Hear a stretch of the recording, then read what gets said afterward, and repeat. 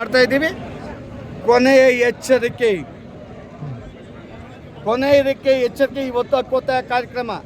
ಈ ಕೊನೆಯ ಎಚ್ಚರಿಕೆಯಲ್ಲಿ ಎಚ್ಚೆತ್ತುಕೊಳ್ಳದೆ ಹೋದರೆ ಮಾದಿಗರು ಕರ್ನಾಟಕ ರಾಜ್ಯದಲ್ಲ ಇಡೀ ದಕ್ಷಿಣ ಭಾರತದಲ್ಲಿ ಮಾದಿಗರ ನೋವು ಮಾದಿಗರ ಸಿಟ್ಟು ಎದುರಿಸಬೇಕಾಗ್ಬತ್ತೆ. ಈ ಸರ್ಕಾರಗಳನ್ನು ಕೇಳೋದಕ್ಕೆ ಇಷ್ಟಪಡ್ತಾರೆ. ಸರ್ ನನ್ನ ಮಾದಿಗೆ ಸಮಾಜದವರು ಚೇರ್ನಲ್ಲಿ ಆಸೀನರಾಗಿ ಕಾರ್ಯಕ್ರಮವನ್ನು ಯಶಸ್ವಿ ಮಾಡಿಕೊಡ್ಬೇಕಾಗಿ ತಮ್ಮಲ್ಲಿ ವಿನಂತಿಸಿಕೊಳ್ತೀನಿ. ದಯವಿಟ್ಟು ಎಲ್ಲರೂ ವೇದಿಕೆ ಮುಂಭಾಗದಲ್ಲಿ ಬರಬೇಕಾಗಿ ವಿನಂತಿ. ಅಲ್ಲಿ ತಿಂಡಿ ಕೊಡೋದು ನಿಲ್ಲಿಸಬೇಕು. ದಯವಿಟ್ಟು ತಿಂಡಿ ಕೊಡೋದನ್ನ ಕಾರ್ಯಕ್ರಮ ಆರಂಭವಾಗಿದೆ. ಸಾಕಲ್ಲಿ ದಯವಿಟ್ಟು ಸುತ್ತಮುತ್ತ ಓಡಾಡ್ತಿರೋ ಮಾದಿಗ ಬಂಧುಗಳು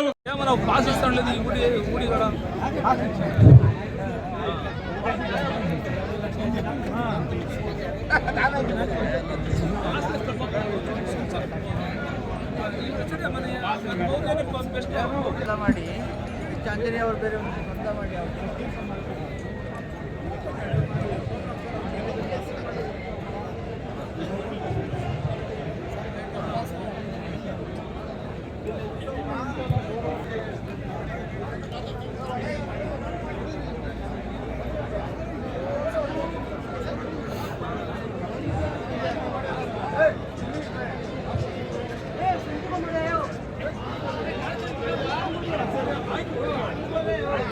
పాసిస్తాండి ఊడి కూడా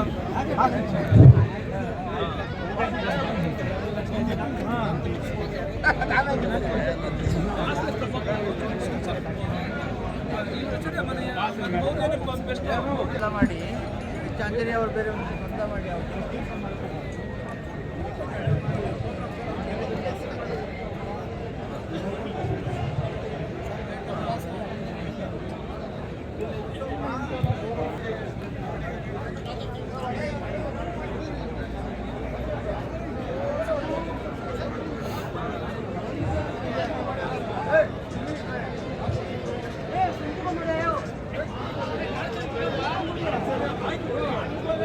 ಮಾಡ್ತಾ ಇದ್ದೀವಿ. ಕೊನೆಯ ಎಚ್ಚರಿಕೆ ಇವತ್ತು ಹಕ್ಕೊತ್ತಾಯ ಕಾರ್ಯಕ್ರಮ. ಈ ಕೊನೆಯ ಎಚ್ಚರಿಕೆಯಲ್ಲಿ ಎಚ್ಚೆತ್ತುಕೊಳ್ಳದೆ ಹೋದರೆ ಮಾದಿಗರು ಕರ್ನಾಟಕ ರಾಜ್ಯದಲ್ಲ ಇಡೀ ದಕ್ಷಿಣ ಭಾರತದಲ್ಲಿ ಮಾದಿಗರ ನೋವು ಮಾದಿಗರ ಸಿಟ್ಟು ಎದುರಿಸಬೇಕಾಗ್ಬತ್ತೆ. ಈ ಸರ್ಕಾರಗಳನ್ನು ಕೇಳೋದಕ್ಕೆ ಇಷ್ಟಪಡ್ತಾರೆ. ಸರ್ ನನ್ನ ಮಾದಿಗೆ ಸಮಾಜದವರು ಚೇರ್ನಲ್ಲಿ ಆಸೀನರಾಗಿ ಕಾರ್ಯಕ್ರಮವನ್ನು ಯಶಸ್ವಿ ಮಾಡಿಕೊಡ್ಬೇಕಾಗಿ ತಮ್ಮಲ್ಲಿ ವಿನಂತಿಸಿಕೊಳ್ತೀನಿ. ದಯವಿಟ್ಟು ಎಲ್ಲರೂ ವೇದಿಕೆ ಮುಂಭಾಗದಲ್ಲಿ ಬರಬೇಕಾಗಿ ವಿನಂತಿ. ಅಲ್ಲಿ ತಿಂಡಿ ಕೊಡೋದು ನಿಲ್ಲಿಸಬೇಕು. ದಯವಿಟ್ಟು ತಿಂಡಿ ಕೊಡೋದನ್ನ ಕಾರ್ಯಕ್ರಮ ಆರಂಭವಾಗಿದೆ. ಸಾಕಲ್ಲಿ ದಯವಿಟ್ಟು ಸುತ್ತಮುತ್ತ ಓಡಾಡ್ತಿರೋ ಮಾದಿಗ ಬಂಧುಗಳು పాసిస్తాండి ఊడి కూడా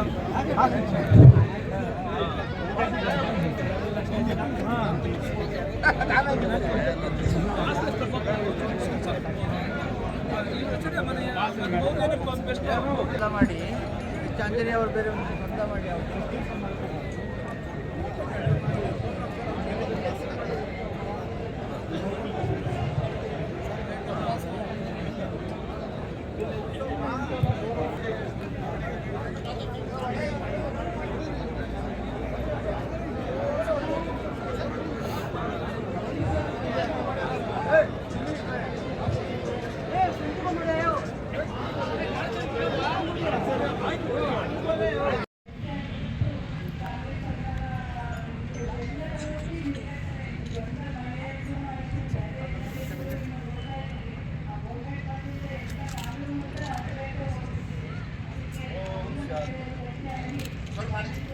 ಶ್ರೀ ಎಂ ಮುಗ್ಳೂರು ಗುರುಗಳು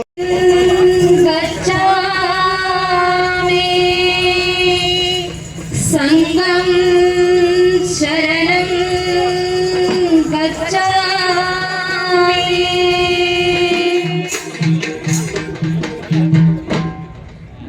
ದೇಶಕ್ಕೆ ಒಬ್ಬರೇ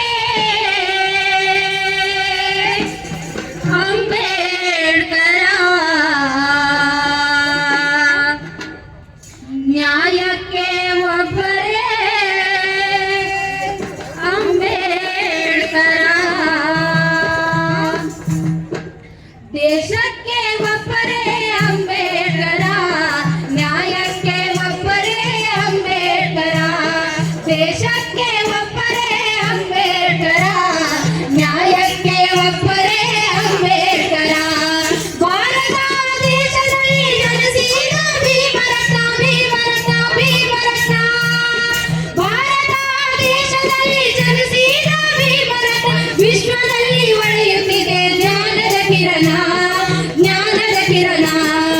ದೇಶಕ್ಕೆ ಒಬ್ಬರೇ ಅಂಬೇಡ್ಕರ, ನ್ಯಾಯಕ್ಕೆ ಒಬ್ಬರೇ ಅಂಬೇಡ್ಕರ, ದೇಶಕ್ಕೆ ಒಬ್ಬರೇ ಅಂಬೇಡ್ಕರ, ನ್ಯಾಯಕ್ಕೆ ಒಬ್ಬರೇ ಅಂಬೇಡ್ಕರ. ಬಾಲಕ ಭೀಮನಲ್ಲಿ ಆಗಮೆ ಶಕ್ತಿ ತುಂಬಿದು, ಮುಂದೆ ಇಟ್ಟ ಹೆಜ್ಜೆ ಹಿಂದೆ ಇಡದ ಧೈರ್ಯ ಶಾಲದು. ಬಾಲಕ ಭೀಮನಲ್ಲಿ ಆಗಮೆ ಶಕ್ತಿ ತುಂಬಿದು, ಮುಂದೆ ಇಟ್ಟ ಹೆಜ್ಜೆ ಹಿಂದೆ ಇಡದ ಧೈರ್ಯ ಶಾಲೆಯು. ನೋವು ನಲಿವುಗಳನ್ನು ತಾಳ್ಮೆಯಿಂದ ಸಹಿಸಿಕೊಂಡು, ನೋವು ನಲಿವುಗಳನ್ನು ತಾಳ್ಮೆಯಿಂದ ಸಹಿಸಿಕೊಂಡು, ಶಿಕ್ಷಣದ ದಾರಿ ದೀಪ ನಮಗೆ ಬೇಕೆಂದರು, ಶಿಕ್ಷಣದ ದಾರಿ ದೀಪ ನಮಗೆ ಬೇಕೆಂದರು.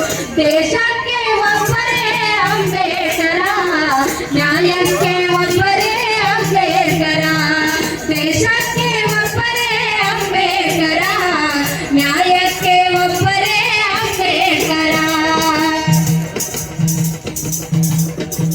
ಬರ್ಲ ಹೇಳಿದ್ರೆ ಪುಸ್ತಕದಲ್ಲಿ ದೇವರನ್ನು ಕಂಡುಕೊಂಡವರು, ಪೇಜ್ ಕಡೆ. ನ್ಯಾಯ ನೀತಿ ಪಾಠ ಹೇಳುವ ಜ್ಞಾನ ಪಡೆದರು. ಪೇಜ್ ಕಡೆ ಮುಂದೆ ಪುಸ್ತಕದಲ್ಲಿ ಮಾಧ್ಯಮ ಗ್ಯಾಲರಿ. ದೇವರನ್ನು ಕಂಡುಕೊಂಡವರು, ನ್ಯಾಯ ಒಳ ನೀತಿ ಮೀಸಲಾತಿ ಪಾಠ ಕಾರ್ಯಕ್ರಮ. ಹೇಳುವ ಜ್ಞಾನ ಪಡೆದರು. ಶಿಕ್ಷಣ ಸಂಘಟನೆ ಒಕ್ಕೂಟದಲ್ಲಿ ಬಲ ತುಂಬಿ, ಶಿಕ್ಷಣ ಬಂದ್ರಿ? ಸಂಘಟನೆ ಒಕ್ಕೂಟದಲ್ಲಿ ಬಲ ತುಂಬಿ, ನಮ್ಮ ಮುಂದೆ ಬರ್ರಿ, ಹಕ್ಕು ಮುಂದೆ ಬರ್ರಿ. ಪಡೆಯಲು ಆಗಲಿರಲು ಶ್ರಮಿಸಿದರು, ನಮ್ಮ ಹಕ್ಕು ಪಡೆಯಲು ಆಗಲಿರಲು ಶ್ರಮಿಸಿದರು. ದೇಶಕ್ಕೆ ಒಬ್ಬರೇ ಅಂಬೇಡ್ಕರ, ನ್ಯಾಯಕ್ಕೆ ಒಬ್ಬರೇ ಅಂಬೇಡ್ಕರ, ದೇಶಕ್ಕೆ ಒಬ್ಬರೇ ಅಂಬೇಡ್ಕರ, ನ್ಯಾಯಕ್ಕೆ ಒಬ್ಬರೇ ಅಂಬೇಡ್ಕರ. ಸಂವಿಧಾನ ಬರೆಯುವ ಹೊಣೆಗಾರಿಕೆ ವಹಿಸಿಕೊಂಡು ಸರ್ವರಿಗೂ ನ್ಯಾಯ ಸಮ್ಮತ ಸಂವಿಧಾನ ಬರೆದರು. ಸಂವಿಧಾನ ಬರೆಯುವ ಹೊಣೆಗಾರಿಕೆ ವಹಿಸಿಕೊಂಡು ಸರ್ವರಿಗೂ ನ್ಯಾಯ ಸಮ್ಮತ ಸಂವಿಧಾನ ಬರೆದರು.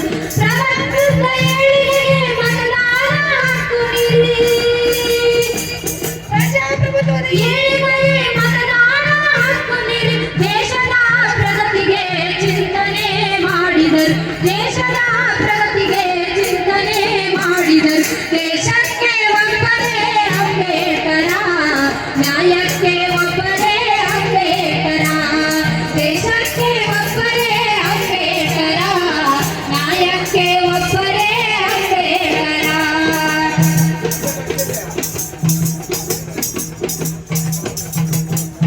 ತಳ ಸಮುದಾಯ ಜನರಿಗೆ ಅನುಕಂಪ ಬೀರಿದರು, ಸ್ವಾಭಿಮಾನದಿಂದ ಎಲ್ಲರೂ ಬದುಕಬೇಕೆಂದರು. ತಳ ಸಮುದಾಯ ಜನರಿಗೆ ಅನುಕಂಪ ಬೀರಿದರು, ಸ್ವಾಭಿಮಾನದಿಂದ ಎಲ್ಲರೂ ಬದುಕಬೇಕೆಂದರು. ತನಗಾಗಿ ಏನನ್ನೂ ಬಯಸದ ಮಹಾಪುರುಷ, ತನಗಾಗಿ ಏನನ್ನೂ ಬಯಸದ ಮಹಾಪುರುಷ, ಅಮರ ಜ್ಯೋತಿಯಾಗಿ ಇತಿಹಾಸದ ಪುಟ ಸೇರಿದರು, ಅಮರ ಜ್ಯೋತಿಯಾಗಿ ಇತಿಹಾಸದ ಪುಟ ಸೇರಿದರು. ದೇಶಕ್ಕೆ ಒಬ್ಬರೇ ಅಂಬೇಡ್ಕರ, ನ್ಯಾಯಕ್ಕೆ ಒಬ್ಬರೇ ಅಂಬೇಡ್ಕರ, ದೇಶಕ್ಕೆ ಒಬ್ಬರೇ ಅಂಬೇಡ್ಕರ, ನ್ಯಾಯಕ್ಕೆ ಒಬ್ಬರೇ ಅಂಬೇಡ್ಕರ. ಭಾರತ ದೇಶದಲ್ಲಿ ಜನಿಸಿದ ಭೀಮರತ್ನ, ಭಾರತ ದೇಶದಲ್ಲಿ ಜನಿಸಿದ ಭೀಮರತ್ನ, ವಿಶ್ವದಲ್ಲಿ ಹೊಳೆಯುತ್ತಿದೆ ಜ್ಞಾನದ ಕಿರಣ, ಜ್ಞಾನದ ಕಿರಣ. ದೇಶಕ್ಕೆ ಒಬ್ಬರೇ ಅಂಬೇಡ್ಕರ, ನ್ಯಾಯಕ್ಕೆ ಒಬ್ಬರೇ ಅಂಬೇಡ್ಕರ, ದೇಶಕ್ಕೆ ಒಬ್ಬರೇ ಅಂಬೇಡ್ಕರ, ನ್ಯಾಯಕ್ಕೆ ಒಬ್ಬರೇ, ನ್ಯಾಯಕ್ಕೆ ಒಬ್ಬರೇ, ನ್ಯಾಯಕ್ಕೆ ಒಬ್ಬರೇ ಅಂಬೇಡ್ಕರ. ಕಲ್ಪಮಠದ ಸ್ವಾಮೀಜಿಗಳಾಗಿ ಅವರು ಸಹ ಈ ಕಾರ್ಯಕ್ರಮದಲ್ಲಿ ಬಂದಿದ್ದಾರೆ, ಸಾನ್ನಿಧ್ಯ ವಹಿಸಬೇಕಂತ ವಿನಂತಿ ಮಾಡಿದ ಜೊತೆಗೆ ಅವರನ್ನು ಸನ್ಮಾನ ಮಾಡಿಕೊಟ್ಟು ವಿನಂತಿ ಮಾಡಿಕೊಳ್ತಾ ಇದ್ದೇನೆ. ಅದೇ ರೀತಿ ಒಬ್ಬರ ಸ್ವಾಮೀಜಿಯಾಗಿರ್ತಕ್ಕಂಥ ಹರಳೆಯ ಸಮಾಜದ ಸ್ವಾಮೀಜಿಗಳು ಅವರಿಗೂ ಸಹಿತ ತಾವುಗಳು ಸನ್ಮಾನ ಮೂಲಕ ಸ್ವಾಗತಿಸಬೇಕಂತ ತಮ್ಮಲ್ಲಿ ವಿನಂತಿ ಮಾಡ್ಕೊಳ್ತಾ ಇದ್ದೇನೆ.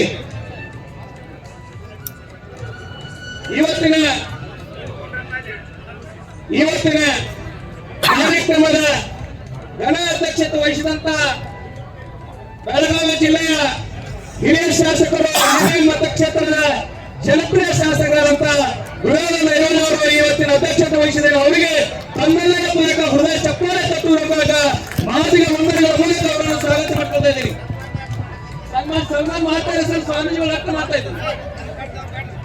ಸ್ವಾಗತ ಮಾಡೋ ಜೊತೆಗೆ ಸ್ವಾಮಿಗಳ ಮೂಲಕ ಗೋವಿಂದ ಕಾಜುಗಳಿಗೆ ಸಹಿತ ಸ್ವಾಗತ ಮಾಡ್ಕೊಳ್ತಾರೆ. ಜೊತೆಗೆ ಅವರಿಗೆ ಹಾಲು ಹಾಕುವ ಮೂಲಕ ಸ್ವಾಮಿಗಳಿಗೆ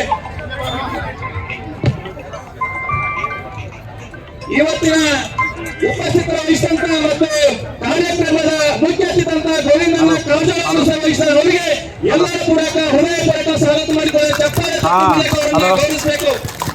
ಹಲೋ, ಅದೇ ರೀತಿ ಈ ಕಾರ್ಯಕ್ರಮದ ಕೇಂದ್ರ ಬಂದು ನಮ್ಮ ನಿಮ್ಮೆಲ್ಲರ ಕಾರ್ಯಕ್ರಮದಾಗ ಇದ್ದೀನಿ. ಎಲ್ಲಿದ್ರಿ? ಮಾಜಿ ಕೇಂದ್ರ ಸಚಿವರಾದಂತಹ ಎನ್ ನಾರಾಯಣ ಅವರಿಗೆ ಎಲ್ಲರೂ ಹೃದಯಪೂರ್ವಕವಾಗಿ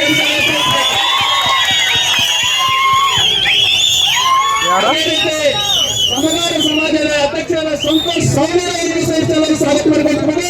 ಒಂದು ಮಿನಿಟ್. ಅದೇ ರೀತಿ ಇನ್ನೂ ಕಾರ್ಯಕ್ರಮದ ಕೇಂದ್ರ ಬಿಂದುವಾಗಿರ್ತಕ್ಕಂಥ ಬಳ್ಳಾರಿ ಏನು ಹೇಳಿ? ಸಂತೋಷ್ ಸೌನರ್ ಡೋಲ್ ಸಮಾಜದ ಅಧ್ಯಕ್ಷರು ಅವರನ್ನು ಸ್ವಾಗತ ಮಾಡಿಕೊಳ್ತಾ ಇದ್ದಾರೆ. ಅದೇ ರೀತಿ ವೈಶಿ ಕಾಮಳೆ ವಕೀಲರು ಸಮಗಾರ ಅಡಲ ಸಮಾಜದ ರಾಜ್ಯ ಸಂಚಾಲಕರು ಅವರನ್ನು ಸ್ವಾಗತ ಮಾಡಿಕೊಳ್ತಾ ಇದ್ದೇನೆ.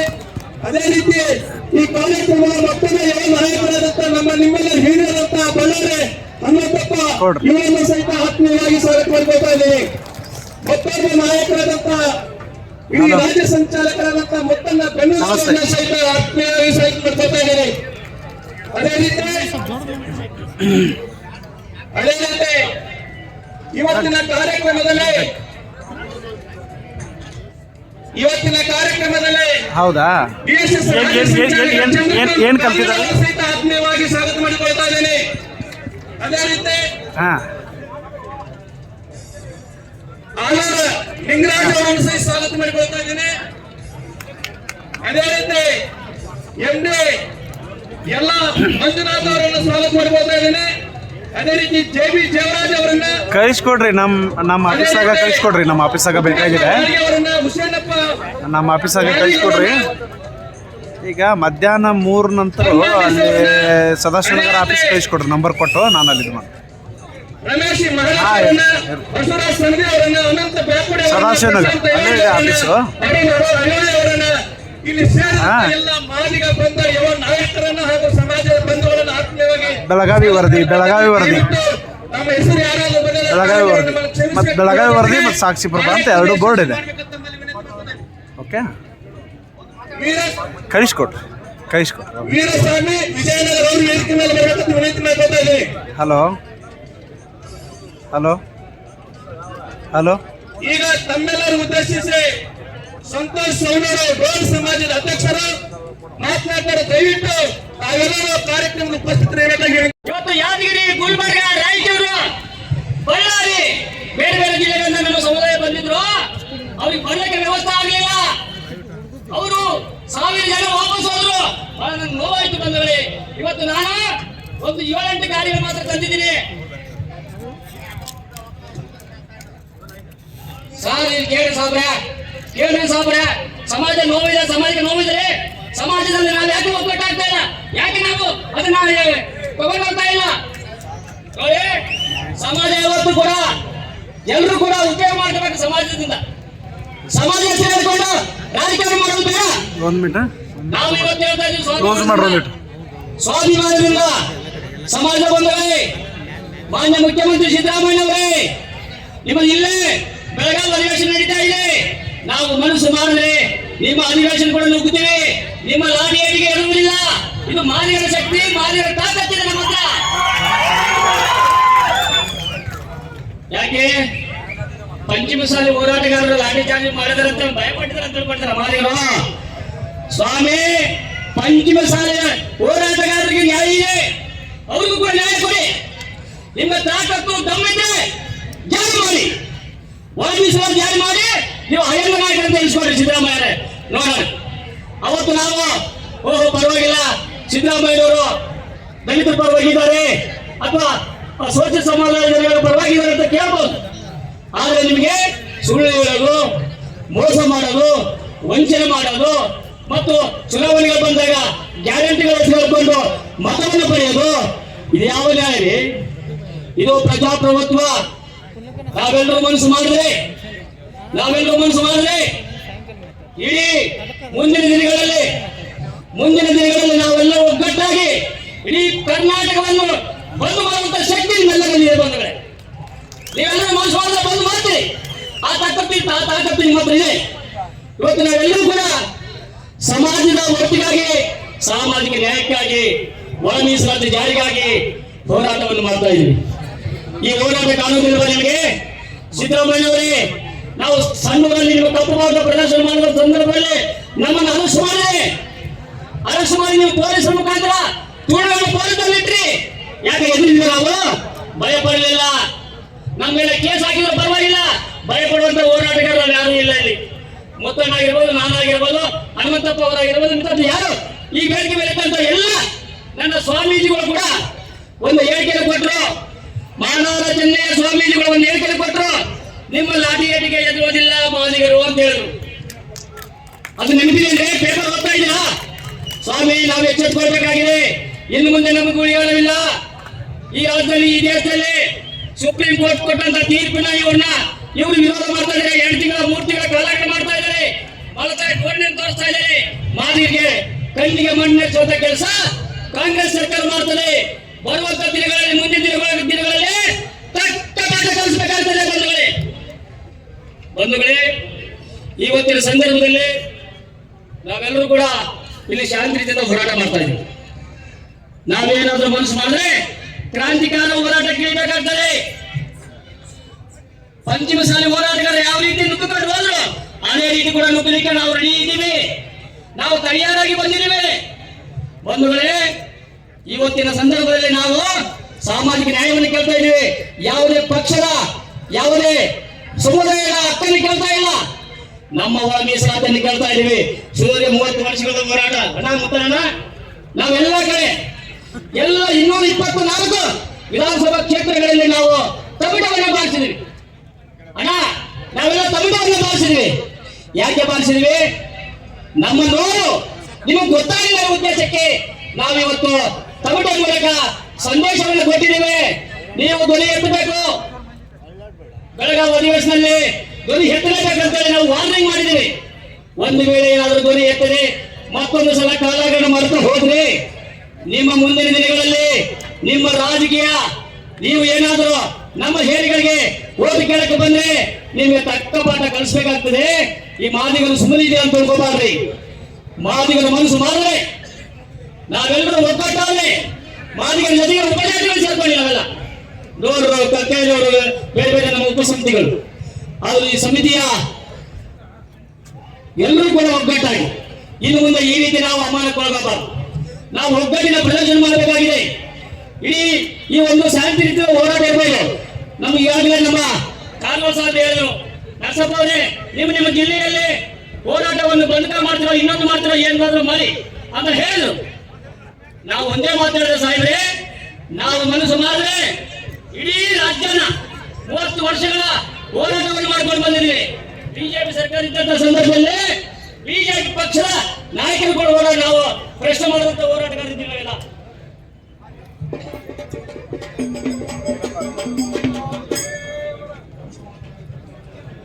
ಬಂಧುಗಳೇ, ಜೈ ಬಾಳಸಿದ್ದೇಶ್ವರಿಗೆ ಜೈ, ಮಾನವ ಚೆನ್ನೈಯವರಿಗೆ ಜೈ, ಷಡಕ್ಷರ ಸ್ವಾಮೀಜಿಗಳಿಗೆ ಜೈ, ಹಾಗೆ ಎಲ್ಲ ಸ್ವಾಮೀಜಿಗಳಿಗೆ ಜೈ. ಬಂಧುಗಳೇ, ನನಗೆ ಯಾಕೆ ಏನೋ ಮೈಕ್ ಕೊಟ್ರೆ ಇವ್ರು ಏನ್ ಮಾತಾಡ್ತಾರೆ ಅಂತ ತಿಳ್ಕೊತಾರೆ. ನಾನೇನು ಮಾತಾಡಲ್ಲ, ಕರೆಕ್ಟ್ ಮಾತಾಡ್ತೇನೆ. ಸೊ ಹಾಗಾಗಿ ನನ್ನ ಸಮಾಜದ ಚಿಂತಕರೇ, ಹೋರಾಟಗಾರರೇ, ನನಗೂ ಈಗಾಗಲೇ ನಮ್ಮ ನಾಯಕರುಗಳು ಮಾತನಾಡಲು ಕೇಳಬೇಕಾಗ್ತದೆ. ಕೆಲವು ಸಂದರ್ಭದಲ್ಲಿ ಕೇಳ್ತೀನಿ, ಏನು ಯಾವ ಮಾತು ಕೇಳಬೇಕು ಅದೇ ಮಾತ್ರ ಕೇಳ್ತೀನಿ. ನಾನು ಮತ್ತೆ ಬೇರೆ ವಿಚಾರಕ್ಕೆ ಕೇಳಕ್ ಹೋಗಲ್ಲ. ನಾನು ಒಂದ್ ಹೇಳ್ತೀನಿ, ನನ್ನ ನೋವಿದೆ, ನನ್ನ ಹೋರಾಟ ಜೀವನ ಮುಡುಪಾಗಿಟ್ಟಿದ್ದೀನಿ ಈ ಸಮಾಜಕ್ಕಾಗಿ. ನಾನು ಈ ಸಮಾಜದ ಪರವಾಗಿ ನಾನು ಎಲ್ಲಾ ರೀತಿಯಿಂದ ಕೂಡ ನನಗೆ ಆರೋಗ್ಯ ಸರಿ ಅಂತ ಕೂಡ ಬಂದಿದ್ದೀನಿ. ಬಂಧುಗಳೇ, ಇವತ್ತು ನಾನು ಈ ಸಮುದಾಯದ ಪರವಾಗಿ ಕಾಂಗ್ರೆಸ್ ಸರ್ಕಾರ, ಸಿದ್ದರಾಮಯ್ಯ ಸರ್ಕಾರ ಮುಂದಿನ ದಿನಗಳಲ್ಲಿ ಯಾವುದೇ ಜಿಲ್ಲೆಗೆ ಬಂದರೂ ಕೂಡ ಗೆರವಾಗಿ ಕಪ್ಪು ಬಟ್ಟಲು ಪ್ರದರ್ಶನ ಮಾಡಿ ಯಾವುದೇ ಕಾರ್ಯಕ್ರಮಕ್ಕೆ ಮಾಡದಂತೆ ನೋಡಿಕೊಳ್ಳೋ ಜವಾಬ್ದಾರಿ ನಿಮ್ಮೆಲ್ಲರ ಮೇಲಿದೆ. ಬಂಧುಗಳೇ, ನಿಮ್ಮ ಮೇಲೆ, ನಮ್ಮ ಮೇಲೆ, ವೇದಿಕೆ ಮೇಲೆ ಬಂದ ಎಲ್ಲ ನಮ್ಮ ಮೇಲಿದೆ. ಆದ್ರೂ ಇವತ್ತು ಸಾಮಾಜಿಕ ನ್ಯಾಯ ಸಿಗುವವರೆಗೂ ನಮ್ಮ ಹೋರಾಟ ನಿಲ್ಲುವುದಿಲ್ಲ. ನಮ್ಮ ಹೋರಾಟ ನಿಲ್ಲುವುದಿಲ್ಲ. ಇದು ಖಂಡಿತ ಸಿದ್ಧ. ಇದು ನೀವೇನಾದ್ರೂ 8 ತಿಂಗಳ ಮತ್ತು 3 ತಿಂಗಳ ಮತ್ತೇನಾದ್ರೂ ಕಾಲಹರಣ ಮಾಡಿದ್ರೆ ಸಿದ್ದರಾಮಯ್ಯ, ನೀವೇನಾದ್ರೂ ಮತ್ತೊಂದು ಸಲ ಜಿ ಪರಮೇಶ್ವರೇ, ಮಲ್ಲಿಕಾರ್ಜುನ ಖರ್ಗೆ ಅವರೇ, ನಿಮ್ಮಲ್ಲಿ ಏನಾದ್ರೂ ಪ್ರಶ್ನೆ ಮಾಡ್ತಾ ಇದೀವಿ, ಮಾದಿಗ ಪ್ರಶ್ನೆ ಮಾಡ್ತಾ ಇದೀವಿ. ಎಲ್ಲರಿಗೂ ನಮಸ್ಕಾರ. ನನ್ನ ಸಮುದಾಯದ ನಾಯಕರು ಹೇಳ್ತಾರೆ ನಿಮ್ಮೆಲ್ಲರಿಗೆ ಮತ್ತೊಂದ್ಸಲ ಜೈ ಮಾದಿಗ, ಎಲ್ಲರಿಗೂ ಜೈ ಮಾದಿಗ, ಜೈ ಮಾದಿಗ. ನಮಸ್ಕಾರ, ನಮಸ್ಕಾರ, ನಮಸ್ಕಾರ. ಈಗ ಧನ್ಯವಾದಗಳು. ಮುನಿಸ್ವಾಮೀಜಿ ಅವರ ಪಾದಾರವಿಂದಗಳಲ್ಲಿ, ಎಲ್ಲ ಹರಗುರು ಚರಮೂರ್ತಿಗಳ ಪಾದಾರವಿಂದಗಳಲ್ಲಿ ಶಿರಸಾಷ್ಟಾಂಗ ನಮಸ್ಕಾರಗಳನ್ನು ಸಲ್ಲಿಸ್ತಾ, ಈ ಕಾರ್ಯಕ್ರಮದಲ್ಲಿ ಉಪಸ್ಥಿತರಿರ್ತಕ್ಕಂಥ ಚಿತ್ರದುರ್ಗದ ಜನಪ್ರಿಯ ಸಂಸದ ಸಹೋದರರಾದಂಥ ಗೋವಿಂದಣ್ಣ ಕಾರಜೋಳ ಅವರೇ, ನಮ್ಮ ಮಾಜಿ ಸಂಸದರು, ಕೇಂದ್ರ ಸಚಿವರು ಆದಂಥ ಸಚಿವರಾಗಿರ್ತಕ್ಕಂಥ ನಾರಾಯಣ ಸ್ವಾಮಿ ಅವರೇ, ಅದೇ ರೀತಿ ನಮ್ಮ ರಾಯಭಾಗದ ಜನಪ್ರಿಯ ಶಾಸಕ ಸಹೋದರರಾದಂಥ ದುರ್ಯೋಧನನ ಐಹೊಳೆ ಅವರೇ, ಅನಿಲ್ ಕುಮಾರ್ ಅವರೇ, ವೇದಿಕೆ ಮೇಲೆ ಉಪಸ್ಥಿತರಿರ್ತಕ್ಕಂಥ ಎಲ್ಲ ನನ್ನ ಅಣ್ಣ ತಮ್ಮಂದ್ರೆ ಮತ್ತು ಇಲ್ಲಿ ಆಗಮಿಸಿದ ಯಾವತ್ತು ನನ್ನ ಅಣ್ಣ ತಮ್ಮಂದ್ರೆ, ಅಕ್ಕ ತಂಗಿಯರೇ ಹಾಗೂ ಪತ್ರಕರ್ತ ಸಹೋದರರೇ, ಮಾದಿಗರ ಚೆನ್ನಯ್ಯ ಡೋಹಾರ ಕಕ್ಕಯ್ಯ ಅಂತ ಅಂದಾಗ 12ನೇ ಶತಮಾನ ನೆನಪಿಗೆ ಬರ್ತದೆ. ಯಾಕಂದ್ರೆ ಬಸವಣ್ಣನವರ ಕಾಲದಲ್ಲಿ ಬಸವಣ್ಣವ್ರು ಹೇಳ್ತಿದ್ರು, ಇವನಾರವ ಇವನಾರವ ಇವನಾರವನೆಂದೆನಿಸದಿರಯ್ಯ, ಇವ ನಮ್ಮವ ಇವ ನಮ್ಮವ ಇವ ನಮ್ಮವನೆಂದೆನಿಸಯ್ಯ, ಕೂಡಲ ಸಂಗಮ ದೇವ ನಿಮ್ಮ ಮಹಾಮನೆಯ ಮಗನೆಂದೆನಿಸಯ್ಯ ಅಂತ ಹೇಳಿ ಎಲ್ಲ ಜಾತಿ ಧರ್ಮಗಳನ್ನ ಎಲ್ಲರನ್ನು ಅಂದ್ರ ಇಡೀ ಜಗತ್ತಿಗೆ ಮೊದಲನೇ ಸಂವಿಧಾನವನ್ನ ಅನುಭವ ಮಂಟಪದ ಮುಖಾಂತರ ಕೊಟ್ಟಂತ ಶ್ರೇಯಸ್ಸು ಯಾರಿಗಾರು ಹೋಗ್ಬೇಕು ಅಂತಂದ್ರೆ ಅದು ಬಸವಣ್ಣನವರಿಗೆ ಅಂತ ನಾವೆಲ್ಲರೂ ಹೇಳ್ತಾ ಇರ್ತೀವಿ. ಅಂಥ ಒಂದು ಸಂವಿಧಾನದ ಪರಿಕಲ್ಪನೆಯಲ್ಲಿ ಎಲ್ಲ ಜಾತಿ ಧರ್ಮದವರನ್ನ, ಎಲ್ಲ ಮಹಿಳೆಯರನ್ನ ಜೊತೆಗೆ ಕರ್ಕೊಂಡು ಎಲ್ಲರಿಗೂ ಕೂಡ ಸಮಾನತೆಯನ್ನ ಸಾರಿದಂತ ಬಸವಣ್ಣ ಒಂದು ಕಡೆ ಆದ್ರೆ, ಡಾಕ್ಟರ್ ಬಾಬಾ ಸಾಹೇಬ್ ಅಂಬೇಡ್ಕರ್ ಅವರು ಭಾರತದ ಸಂವಿಧಾನದ ಮುಖಾಂತರ ಸಮಾನತೆಯನ್ನು ಕೊಟ್ಟಿರುವಂತದ್ದು ನಾವು ನೋಡ್ತಾ ಇದ್ದೇವೆ. ಆದ್ರೆ ಇವತ್ತು ಈ ಎಲ್ಲ ಸಮಾಜಗಳು ಇವತ್ತು ಹೋರಾಟ ಮಾಡುವಂತ ಪರಿಸ್ಥಿತಿ ನಾವು ನೋಡ್ತಾ ಇದ್ದೇವೆ. ಸುಪ್ರೀಂ ಕೋರ್ಟ್ ಅಲ್ಲಿ ಆದೇಶ ಆದ್ರೂ ಕೂಡ ಇವತ್ತಿನ ಸರ್ಕಾರ ಅದಕ್ಕೆ ಯಾವುದೇ ರೀತಿಯ ಸ್ಪಂದನೆಯನ್ನು ಕೊಡ್ತಾ ಇಲ್ಲ ಅಂತ ಹೇಳಿ. ಇವತ್ತು ಕಾರಜೋಳ ಅನ್ನೋರು ನಮ್ಮ ಜೊತೆಗಿದಾರ, ಐಹೊಳೆ ಅನ್ನೋರ ಜೊತೆಗಿದಾರ. ನಾನು ಕೂಡ ಕಳೆದ ಬಾರಿ ಭಾರತೀಯ ಜನತಾ ಪಕ್ಷದ ಸರ್ಕಾರ ಇದ್ದಾಗ ನಾವೆಲ್ಲರೂ ಕ್ಯಾಬಿನೆಟ್ ನಲ್ಲಿ ಚರ್ಚೆ ಮಾಡ್ತಿರ್ಬೇಕಾದ್ರೆ ನಾವೆಲ್ಲರೂ ಕೂಡ ಅಂದರೆ ಮುಖ್ಯಮಂತ್ರಿಗಳಾದಂತ ಬಸವರಾಜ ಬೊಮ್ಮಾಯಿಜಿ ಅವರು ಕೂಡ ಒಳ ಮೀಸಲಾತಿ ಬಗ್ಗೆ ಬಹಳಷ್ಟು ಒಳ್ಳೆ ರೀತಿಯಿಂದ ಒಂದು ಕ್ರಮವನ್ನ ತಗೊಂಡಿದ್ರು. ಆದ್ರೆ ಇವತ್ತು ಕಾಂಗ್ರೆಸ್ ಸರ್ಕಾರ ಬಂದು ಒಂದು ದಿನದ ಒಳಗಡೆ, ಒಂದು ತಿಂಗಳ ಒಳಗಡೆ ನಾವೆಲ್ಲರೂ ಕೂಡ ಒಳ ಮೀಸಲಾತಿ ಮಾಡ್ತೀವಿ ಅಂತ ಹೇಳಿ ಏನು ಭರವಸೆಯನ್ನ ಕೊಟ್ಟು ಮೇಲೆ ಹೇಳ್ತಾರೆ, ನುಡಿದಂತೆ ನಡೆಯುವ ಸರ್ಕಾರ ಅಂತ ಹೇಳ್ತಾರೆ. ಆದ್ರೆ ಎಲ್ಲಿ ನುಡಿದಂತೆ ನಡೆದಿದ್ದೀರಿ ಅಂತ ಹೇಳಿ ಇವತ್ತು ಪ್ರತಿಭಟನೆ ಮುಖಾಂತರ ತಾವುಗಳೆಲ್ಲರೂ ನಾವುಗಳಿಗೂ ಕೂಡ ಎಲ್ಲರೂ ಇವತ್ತು ಕೇಳುವಂತ ಪರಿಸ್ಥಿತಿ ಬಂದಿದೆ. ಹಾಗಾಗಿ ಇವತ್ತು ಹೋರಾಟದ ಮುಖಾಂತರ ನೀವುಗಳು, ವಿಶೇಷವಾಗಿ ನಮ್ಮೆಲ್ಲ ನಾಯಕರು ಮತ್ತು ವಿಶೇಷವಾಗಿ ಎಲ್ಲ ಪೂಜ್ಯರು ಇವತ್ತು ಉಪಸ್ಥಿತರಿದ್ದಾರೆ. ಯಾಕಂದ್ರೆ ಮುಂದೆ ಗುರಿ ಇರಬೇಕು, ಹಿಂದೆ ಗುರುಗಳ ಆಶೀರ್ವಾದ ಇರಬೇಕು ಅಂತ ಹೇಳ್ತಾರೆ. ಈ ಗುರಿಯನ್ನು ಇಟ್ಕೊಂಡು ಹೋರಾಟದ ಮುಖಾಂತರ ನಾವೆಲ್ಲರೂ ಕೂಡ ನಿಮ್ ಜೊತೆಗೆ ನಾವು ಕೂಡ ಮತ್ತು ಪೂಜ್ಯರ ಆಶೀರ್ವಾದದಿಂದ ಮುಂದೆ ಹೋರಾಟ, ಈ ಒಂದು ಒಳ ಮೀಸಲಾತಿ ಸುಪ್ರೀಂ ಕೋರ್ಟ್ ಆದೇಶದ ಮುಖಾಂತರ ನಮಗೆ ಘೋಷಣೆ ಆಗೋವರೆಗೂ ಕೂಡ ನಾವು ಹೋರಾಟವನ್ನ ನಿಲ್ಲಿಸೋದಿಲ್ಲ ಅಂತಕ್ಕಂಥ ಮಾತನ್ನ ಇವತ್ತು ಅನೇಕರು ಹೇಳಿದ್ದಾರೆ. ಹಾಗಾಗಿ ನಮ್ಮ ಜಿಲ್ಲೆಗಳಲ್ಲಿ, ನಮ್ಮ ಕ್ಷೇತ್ರಗಳಲ್ಲೂ ಕೂಡ ನಾವು ನಿಮ್ ಜೊತೆಗಿದ್ದೀವಿ. ನೀವು ಯಾವತ್ತೂ ಕರೀರಿ, ಯಾವತ್ತೂ ಹೋರಾಟ ಮಾಡೋಣ ಅನ್ನೋದ್ರ ಬಗ್ಗೆ ನಾವು ಯಾವತ್ತೂ ಕೂಡ ನಿಮ್ ಜೊತೆಯಲ್ಲಿ ಇರ್ತೀವಿ. ಹಾಗಾಗಿ ಇವತ್ತು ನಾನು ಕೂಡ ವಿಧಾನಸೌಧ ಒಳಗಡೆ ಈ ಒಂದು ಧ್ವನಿಯನ್ನ, ನಿಮ್ಮ ಪರವಾಗಿ ಧ್ವನಿಯನ್ನ ಎತ್ತುವಂತ ಪ್ರಾಮಾಣಿಕ ಪ್ರಯತ್ನ ನಾನು ಮಾಡ್ತೀನಿ ಅಂತ ಹೇಳ್ತಾ ಇವತ್ತು ನನ್ನ ಮಾತಿಗೆ ವಿರಾಮವನ್ನು ಕೊಡ್ತಾನೆ. ಬೋಲೋ ಭಾರತ್ ಮಾತಾ ಕಿ. ಕೇಳು ನಮ್ಮ ಜನಗಳ ಕಥೆಯ, ಕೇಳು ಸಿದ್ದರಾಮಯ್ಯ, ಕೇಳು ನಮ್ಮ ಜನಗಳ ಕಥೆಯ, ಸಿದ್ದರಾಮಯ್ಯ, ಕೇಳು ನಮ್ಮ ಜನಗಳ ಕಥೆಯ. ಸಾಕು ಮಾಡಿ ಸುಳ್ಳಿನ ಕಥೆಯ, ಸಾಕು ಮಾಡಿ ಸುಳ್ಳಿನ ಕಥೆಯ, ಸಾಕು ಮಾಡಿ ಸುಳ್ಳಿನ ಕಥೆಯ, ಅರ್ಥ ಮಾಡಿ ಸುಳ್ಳಿನ ಕಥೆಯ. ಅಂತ ಬೇಕು ಮೀಸಲಾತಿಯ, ಕೇಳು ನಮ್ಮ ಜನಗಳ ಕಥೆಯ ಸುಳ್ಳು ಹೇಳು ಸಿದ್ದರಾಮಯ್ಯ ಕೇಳು ನಮ್ಮ ಜನಗಳ ಕಥೆಯ ಊರು ಕೇಳಿ ಸ್ವಚ್ಛ ಮಾಡು ಸ್ವಚ್ಛ ಭಾರತವೇ ನಾವು ಊರು ಕೇಳಿ ಸ್ವಚ್ಛ ಮಾಡು ಸ್ವಚ್ಛ ಭಾರತವೇ ನಾವು ದೇಶದ ಮಲಮೂತ್ರ ಬಳಿಯೋ ದೊಡ್ಡ ಮನುಷ್ಯರೇ ನಾವು ದೇಶದ ಮಲಮೂತ್ರ ಬಳಿಯೋ ದೊಡ್ಡ ಮನುಷ್ಯರೇ ನಾವು ಸ್ವಚ್ಛ ಮಾಡು ನಮ್ಮವರನ್ನ ಸ್ವಚ್ಛ ಮಾಡು ನಮ್ಮವರನ್ನ ತುಚ್ಛವಾಗಿ ಕಾಣುವೆ ಮೋಸಗಾರ ಸಿದ್ದರಾಮಯ್ಯ ಕೇಳು ನಮ್ಮ ಜನಗಳ ಕಥೆಯ ಸುಳ್ಳು ಹೇಳು ಸಿದ್ದರಾಮಯ್ಯ ಕೇಳು ನಮ್ಮ ಜನಗಳ ಕಥೆಯ ಸಾಕು ಮಾಡಿ ಸುಳ್ಳಿನ ಕಥೆಯ ಸಾಕು ಮಾಡಿ ಸುಳ್ಳಿನ ಕಥೆಯ ಸಾಕು ಮಾಡಿ ಸುಳ್ಳಿನ ಕಥೆಯ ಹಂಚಬೇಕು ಮೀಸಲಾತಿಯ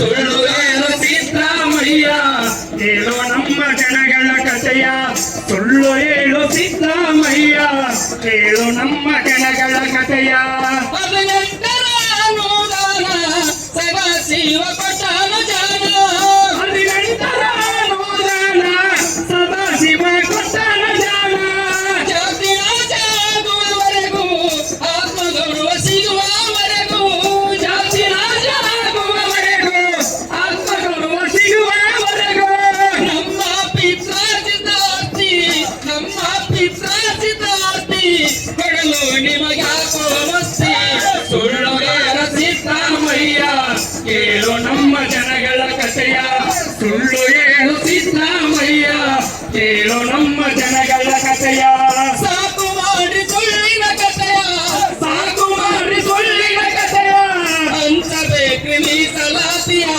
ಮೋಸಗಾರ ಸಿದ್ದರಾಮಯ್ಯ ಕೇಳು ನಮ್ಮ ಜನಗಳ ಕಥೆಯ ಮೋಸಗಾರ ಸಿದ್ದರಾಮಯ್ಯ ಕೇಳು ನಮ್ಮ ಜನಗಳ ಕಥೆಯ ಸದಾಶಿವ ಆಯೋಗ ಸಂವಿಧಾನದ ಭಾಗ ಸದಾಶಿವ ಆಯೋಗ ಸಂವಿಧಾನದ ಭಾಗ ಯಾರ ಅಪ್ಪನ ಆಸ್ತಿ ನಾವು ಕೇಳೋದಿಲ್ಲ ಯಾರ ಅಪ್ಪನ ಆಸ್ತಿ ನಾವು ಕೇಳೋದಿಲ್ಲ ನಮ್ಮ ಪಾಲು ನಮಗೆ ಕೊಡಲು ನಮ್ಮ ಪಾಲು ನಮಗೆ ಕೊಡಲು ದಯವಿಟ್ಟು ಯಾರು ಊಟ ಕೊಡಲ್ಲ ದಯವಿಟ್ಟು ಇಲ್ಲಿ ವೈದ್ಯರು ಬರ್ಬೇಕಿಲ್ಲ ಸಭೆ ಈಗ ಬಹಳ ಗಂಭೀರವಾಗಿ ಹೋಗ್ತಾ ಇದೆ ದಯವಿಟ್ಟು ಊಟ ಮಾಡಕ್ ಹೋಗ್ಬೇಡ ಯಾರು ದಯವಿಟ್ಟು ಒಂದು ಅರ್ಥ ನಮ್ಮ ಪಾಲು ನಮಗೆ ಕೊಡಲು ನಮ್ಮ ಪಾಲು ನಮಗೆ ಕೊಡಲು ನಿಮಗೆ ನಾಗೈತೋ ದಾಡಿ ಸುಳ್ಳುಗಾರ ಸಿದ್ದರಾಮಯ್ಯ ಕೇಳು ನಮ್ಮ ಜನಗಳ ಕಥೆಯ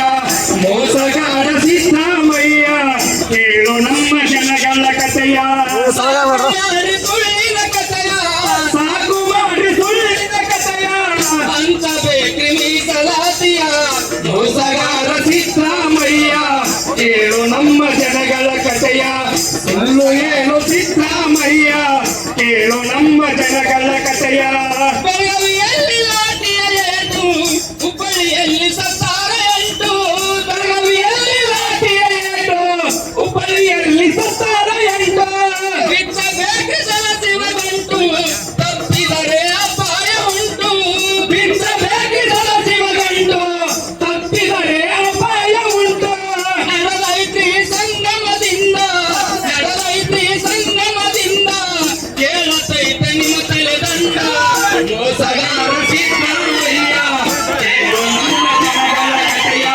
ಸುಳ್ಳು ಹೇಳು ಸಿದ್ದರಾಮಯ್ಯ ಕೇಳು ನಮ್ಮ ಜನಗಳ ಕಥೆಯ ಸಾಕು ಮಾಡಿ ಸುಳ್ಳಿನ ಕಥೆಯ ಸಾಕು ಮಾಡಿ ಸುಳ್ಳಿನ ಕಥೆಯ ಹಂಚಬೇಕು ಮೀಸಲಾತಿಯ ಸುಳ್ಳುಗಾರ ಸಿದ್ದರಾಮಯ್ಯ ಕೇಳು ನಮ್ಮ ಜನಗಳ ಕಥೆಯ ಮೋಸಗಾರ ಸಿದ್ದರಾಮಯ್ಯ ಕೇಳು ನಮ್ಮ ಜನಗಳ ಕಥೆಯ ಕೇಳು ನಮ್ಮ ಜನಗಳ ಕಥೆಯ ಕೇಳು ನಮ್ಮ ಜನಗಳ ಕಥೆಯ ಜೈ ಭೀಮ್ ಜೈ ಮಾದಿಗ ದಯವಿಟ್ಟು ಊಟದಂತಿರೋ ಎಲ್ಲ ಬಂಧುಗಳು ವೇದಿಕೆಗೆ ತಾವು ದಯವಿಟ್ಟು ಎಲ್ಲ ಮಾತಿಗಳನ್ನು ಪ್ರಾರ್ಥನೆ ಮಾಡ್ತಾರೆ ಇವತ್ತು ಉಪವಾಸ ಇದ್ದು ವೇದಿಕೆ ಮಧ್ಯೆ ಇರಬೇಕು ಉಪವಾಸಕ್ಕೆ ವೇದಿಕೆ ಮಧ್ಯೆ ಇರಬೇಕು ನಮ್ಮ ಹೋರಾಟ ಯಶಸ್ವಿ ಆಗಬೇಕಾದ್ರೆ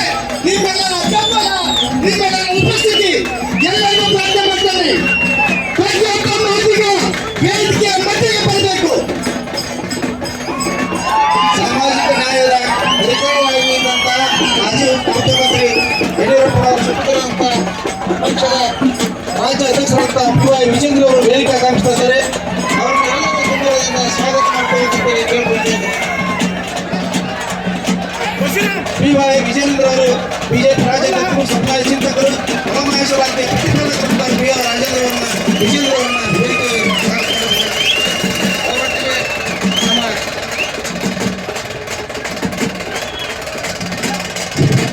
ಏನು ಈ ಒಳ ಮೀಸಲಾತಿ ಹೋರಾಟಕ್ಕೆ ಈಗ ಭಾರತೀಯ ಜನತಾ ಪಾರ್ಟಿಯ ರಾಜ್ಯಾಧ್ಯಕ್ಷರಾದಂತ ವಿಜಯೇಂದ್ರ ಯಡಿಯೂರಪ್ಪನವರು ಈಗ ತಾನೇ ಆಗಮಿಸಿದ್ದಾರೆ.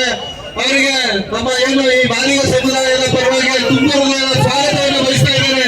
ಎಲ್ಲರೂ ಗೌರವದ ಚಪ್ಪಲಿ ಹೊಡೆಯುವ ಮೂಲಕ ಸ್ವಾಗತವನ್ನು ಬಯಸಬೇಕು. ಎಂ.ಎಲ್.ಎ. ಸಾಹೇಬರು ಬಂದಿದ್ದಾರೆ. ಯಲಹಂಕ ಕ್ಷೇತ್ರದ ಶಾಸಕರಂತೆ ಸಮುದಾಯ ಚಿಂತಕರಂತ ವಿಶ್ವನಾಥ್ ಎಂ.ಎಲ್.ಎ. ಅವರು ಕೂಡ ವೇದಿಕೆಗೆ ಸ್ವಾಗತವನ್ನು ಮಾಡ್ತಾ ಇದ್ದಾರೆ. ಈಗ ಬಸವಶ್ರೀ ಬಸವಶ್ರೀ ಹಳೆಯ ಮಹಾಸ್ವಾಮೀಜಿಗಳು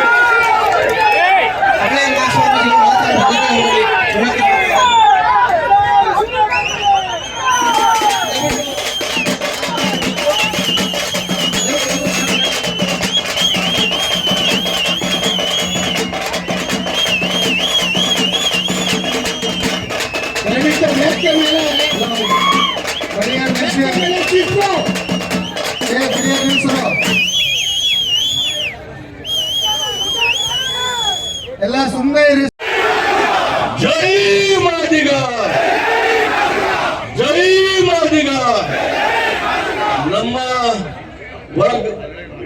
ಒಳ ಮೀಸಲಾತಿಯನ್ನ ಬೆಂಬಲಿಸಿ ಇವತ್ತು ನಮ್ಮ ಹೋರಾಟಕ್ಕೆ ಬೆಂಬಲವಾಗಿ ನಿಂತು ನಾನು ನಿಮ್ಮ ಜೊತೆಯಲ್ಲಿದ್ದೇನೆ ಅಂತೇಳಿ ಆಗಮಿಸಿರ್ತಕ್ಕಂಥ ಭಾರತೀಯ ಜನತಾ ಪಕ್ಷದ ರಾಜ್ಯಾಧ್ಯಕ್ಷರು, ಶಿಕಾರಿಪುರದ ಜನಪ್ರಿಯ ಶಾಸಕರಾಗಿರ್ತಕ್ಕಂಥ ಸನ್ಮಾನ್ಯ ಪಿ.ವೈ. ವಿಜೇಂದ್ರ ಅವರಿಗೆ ನನ್ನ ಪರವಾಗಿ, ನಿಮ್ಮೆಲ್ಲರ ಪರವಾಗಿ ಆತ್ಮೀಯವಾಗಿ ಸ್ವಾಗತ ಮಾಡ್ಕೊಂಡು ಬಂದಿದ್ದೇನೆ.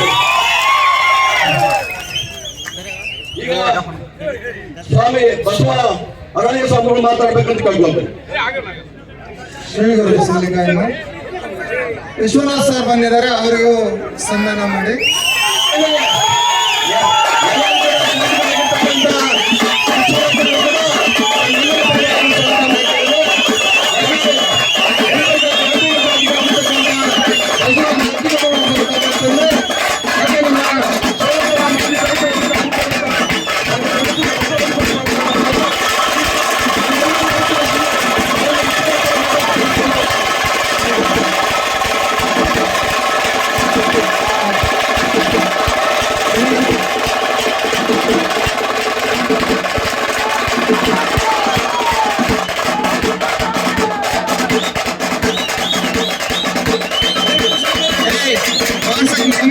ಸಾಕು.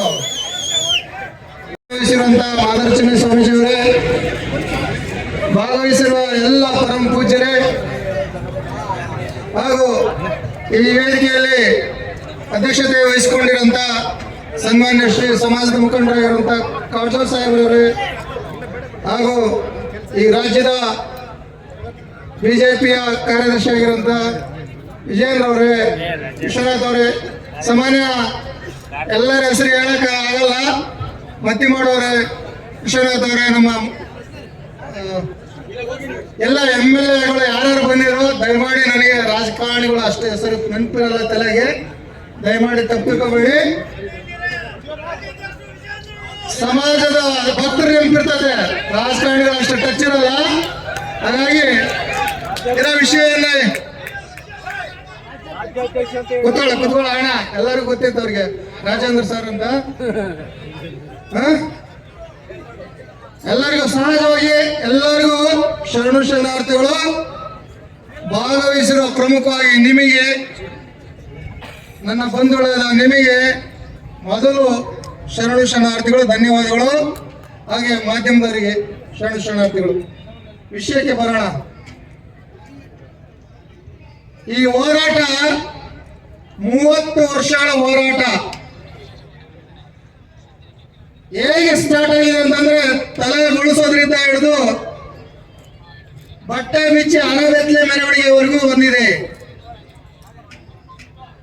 ಪಾದಯಾತ್ರೆಯಿಂದ ಹಿಡಿದು ಸೈಕಲ್ ಜಾಥಾದವರೆಗೂ ಬಂದಿದೆ.